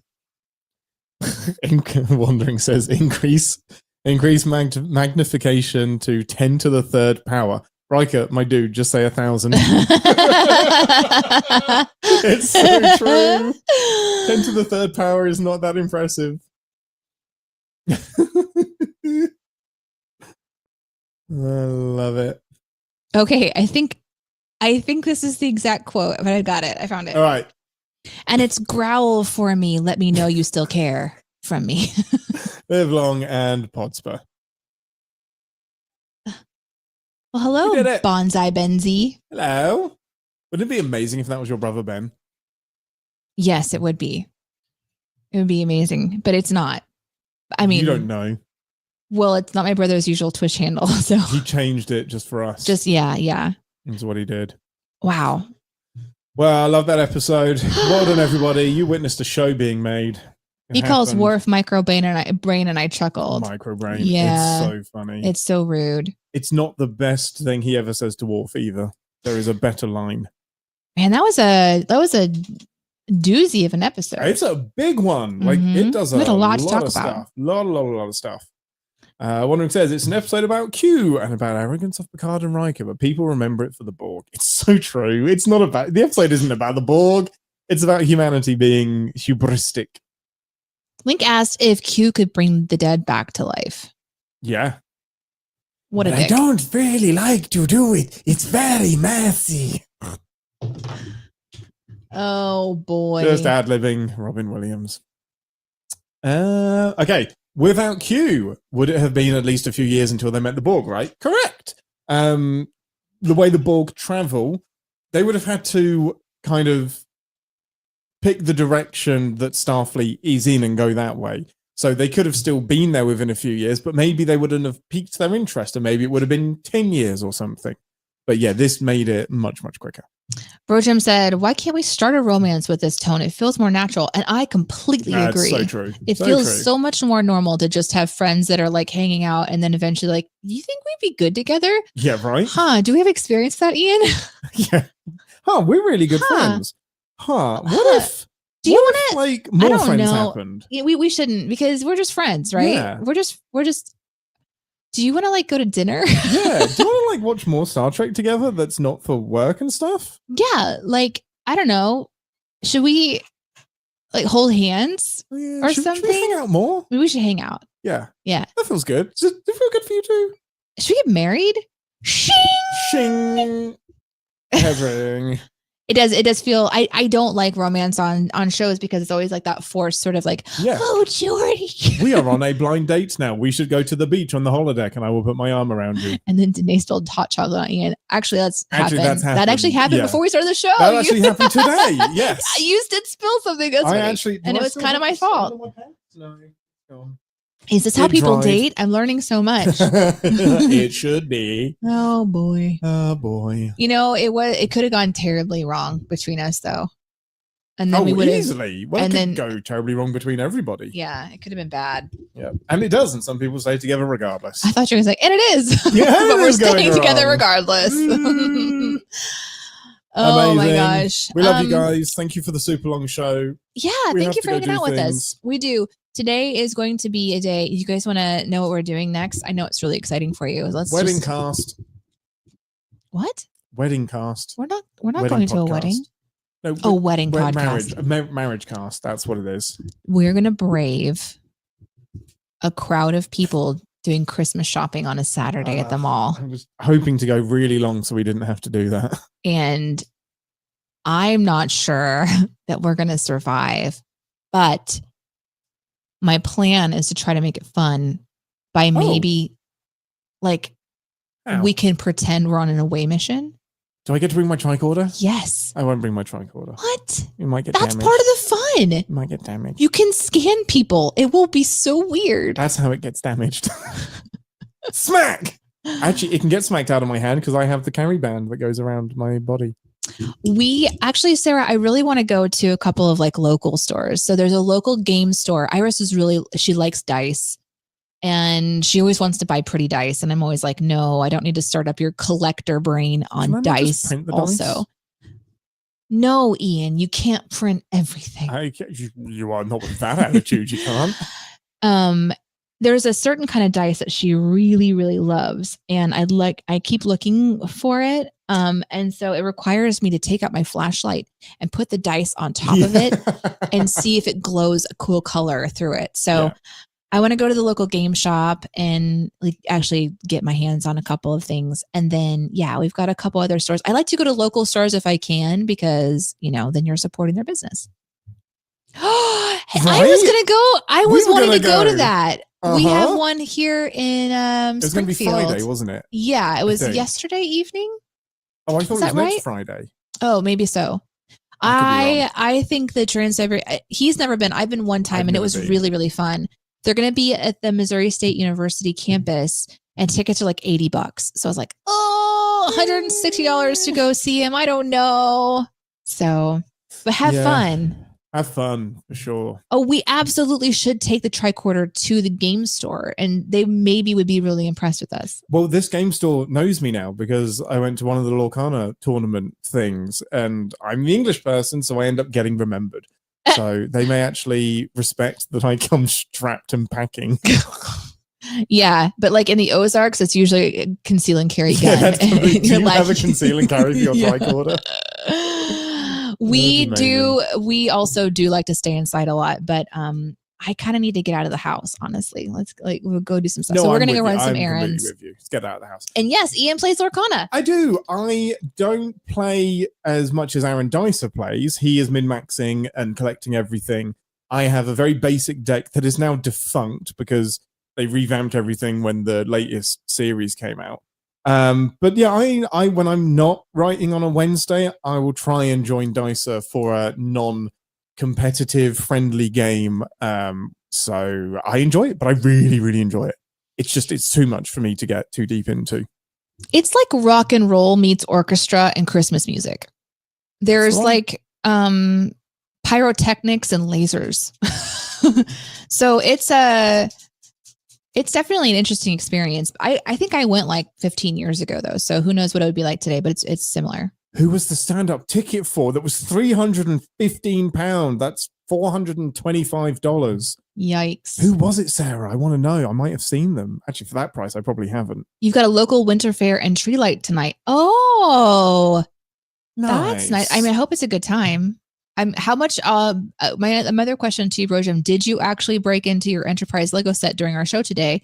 Oh, and did you get anything accomplished? So maybe I will check the Discord for pictures on updates. Okay, Matt Rife, I wouldn't have paid the money either. The cat is upside down with his paws underneath the countertop attacking something that's under the fridge. I love having a cat. Cats are fascinating. They really You're are. in bag 3 already. How many bags are there, Brojam? I would imagine there's maybe 20 bags. It's like 5,000 pieces or something. It's big. It's crazy. A huge set. So we're going to be going out and about with some very specific 25 bags. I was pretty close. Nice. We've got some specific goals in mind. But yeah. And then when we come back, who knows what we're going to do? We have a whole house that needs attention of some kind. We have Christmas decorations that we want to put up. We've got dishes to do. It's like real life over here, guys. Yeah. 30 bags? Oh my God. Oh, man, you're on bag 18 of 30? Let's go. That's fun. Let's go, Heather. You posted progress? Let me see if I can pull it up on the Discord. Were either of you tempted to do it in one sitting? And do you think you could do it in one sitting? Well, what channel would that be in? Do you think it'd be in? It went into Joe posted forward? some in 3D prints. General Star Trek.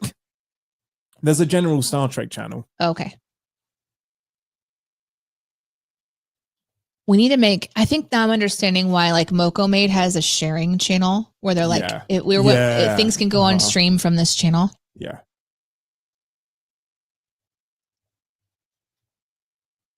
Let's see. Come on. Let me find it. Yeah, it's in General Star Trek. Oh, okay. I got it. Let's go. Get in there. Look at this. It's so good. Look at that. Oh, it's so pretty. It's so cool. I love how, look at this. Oh, it's so detailed. It's so detailed. I love how they're like curved. Heather, you're a Lego person. How do they decide what is like a legal Lego part? Do they invent pieces a lot? Are there rules for inventing pieces for something like this? Because I know that there's a whole thing around what makes like a legal Lego part and legal connection as well. That's a really great question. I love that. I love that nerdy shit. I love it. The cat is meowing at me. My other possible quote was going to be, "You are impossibly stubborn." My other favorite quote we didn't mention was, "Do you mock me, sir?" And I love how they have a genuine conversation, because I was like, no, not at all. Quite the opposite. The fact to study you is frankly provocative. I am Kitty. Oh, interesting. They did come up with a couple of new pieces according to the manual. Oh. Meow. Look at this cat. You can't see the cat. Nope. Sorry. Can't see. Don't break that. Yeah, I'm about. Oh.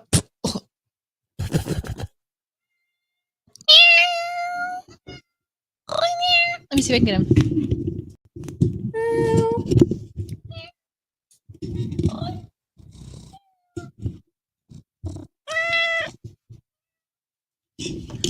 You got a little bit of it. I think the biggest concern they have is how much stress the part will cause when determining if it's legal. I don't know exactly how they come up with their rules. Really interesting stuff. Oh, yes.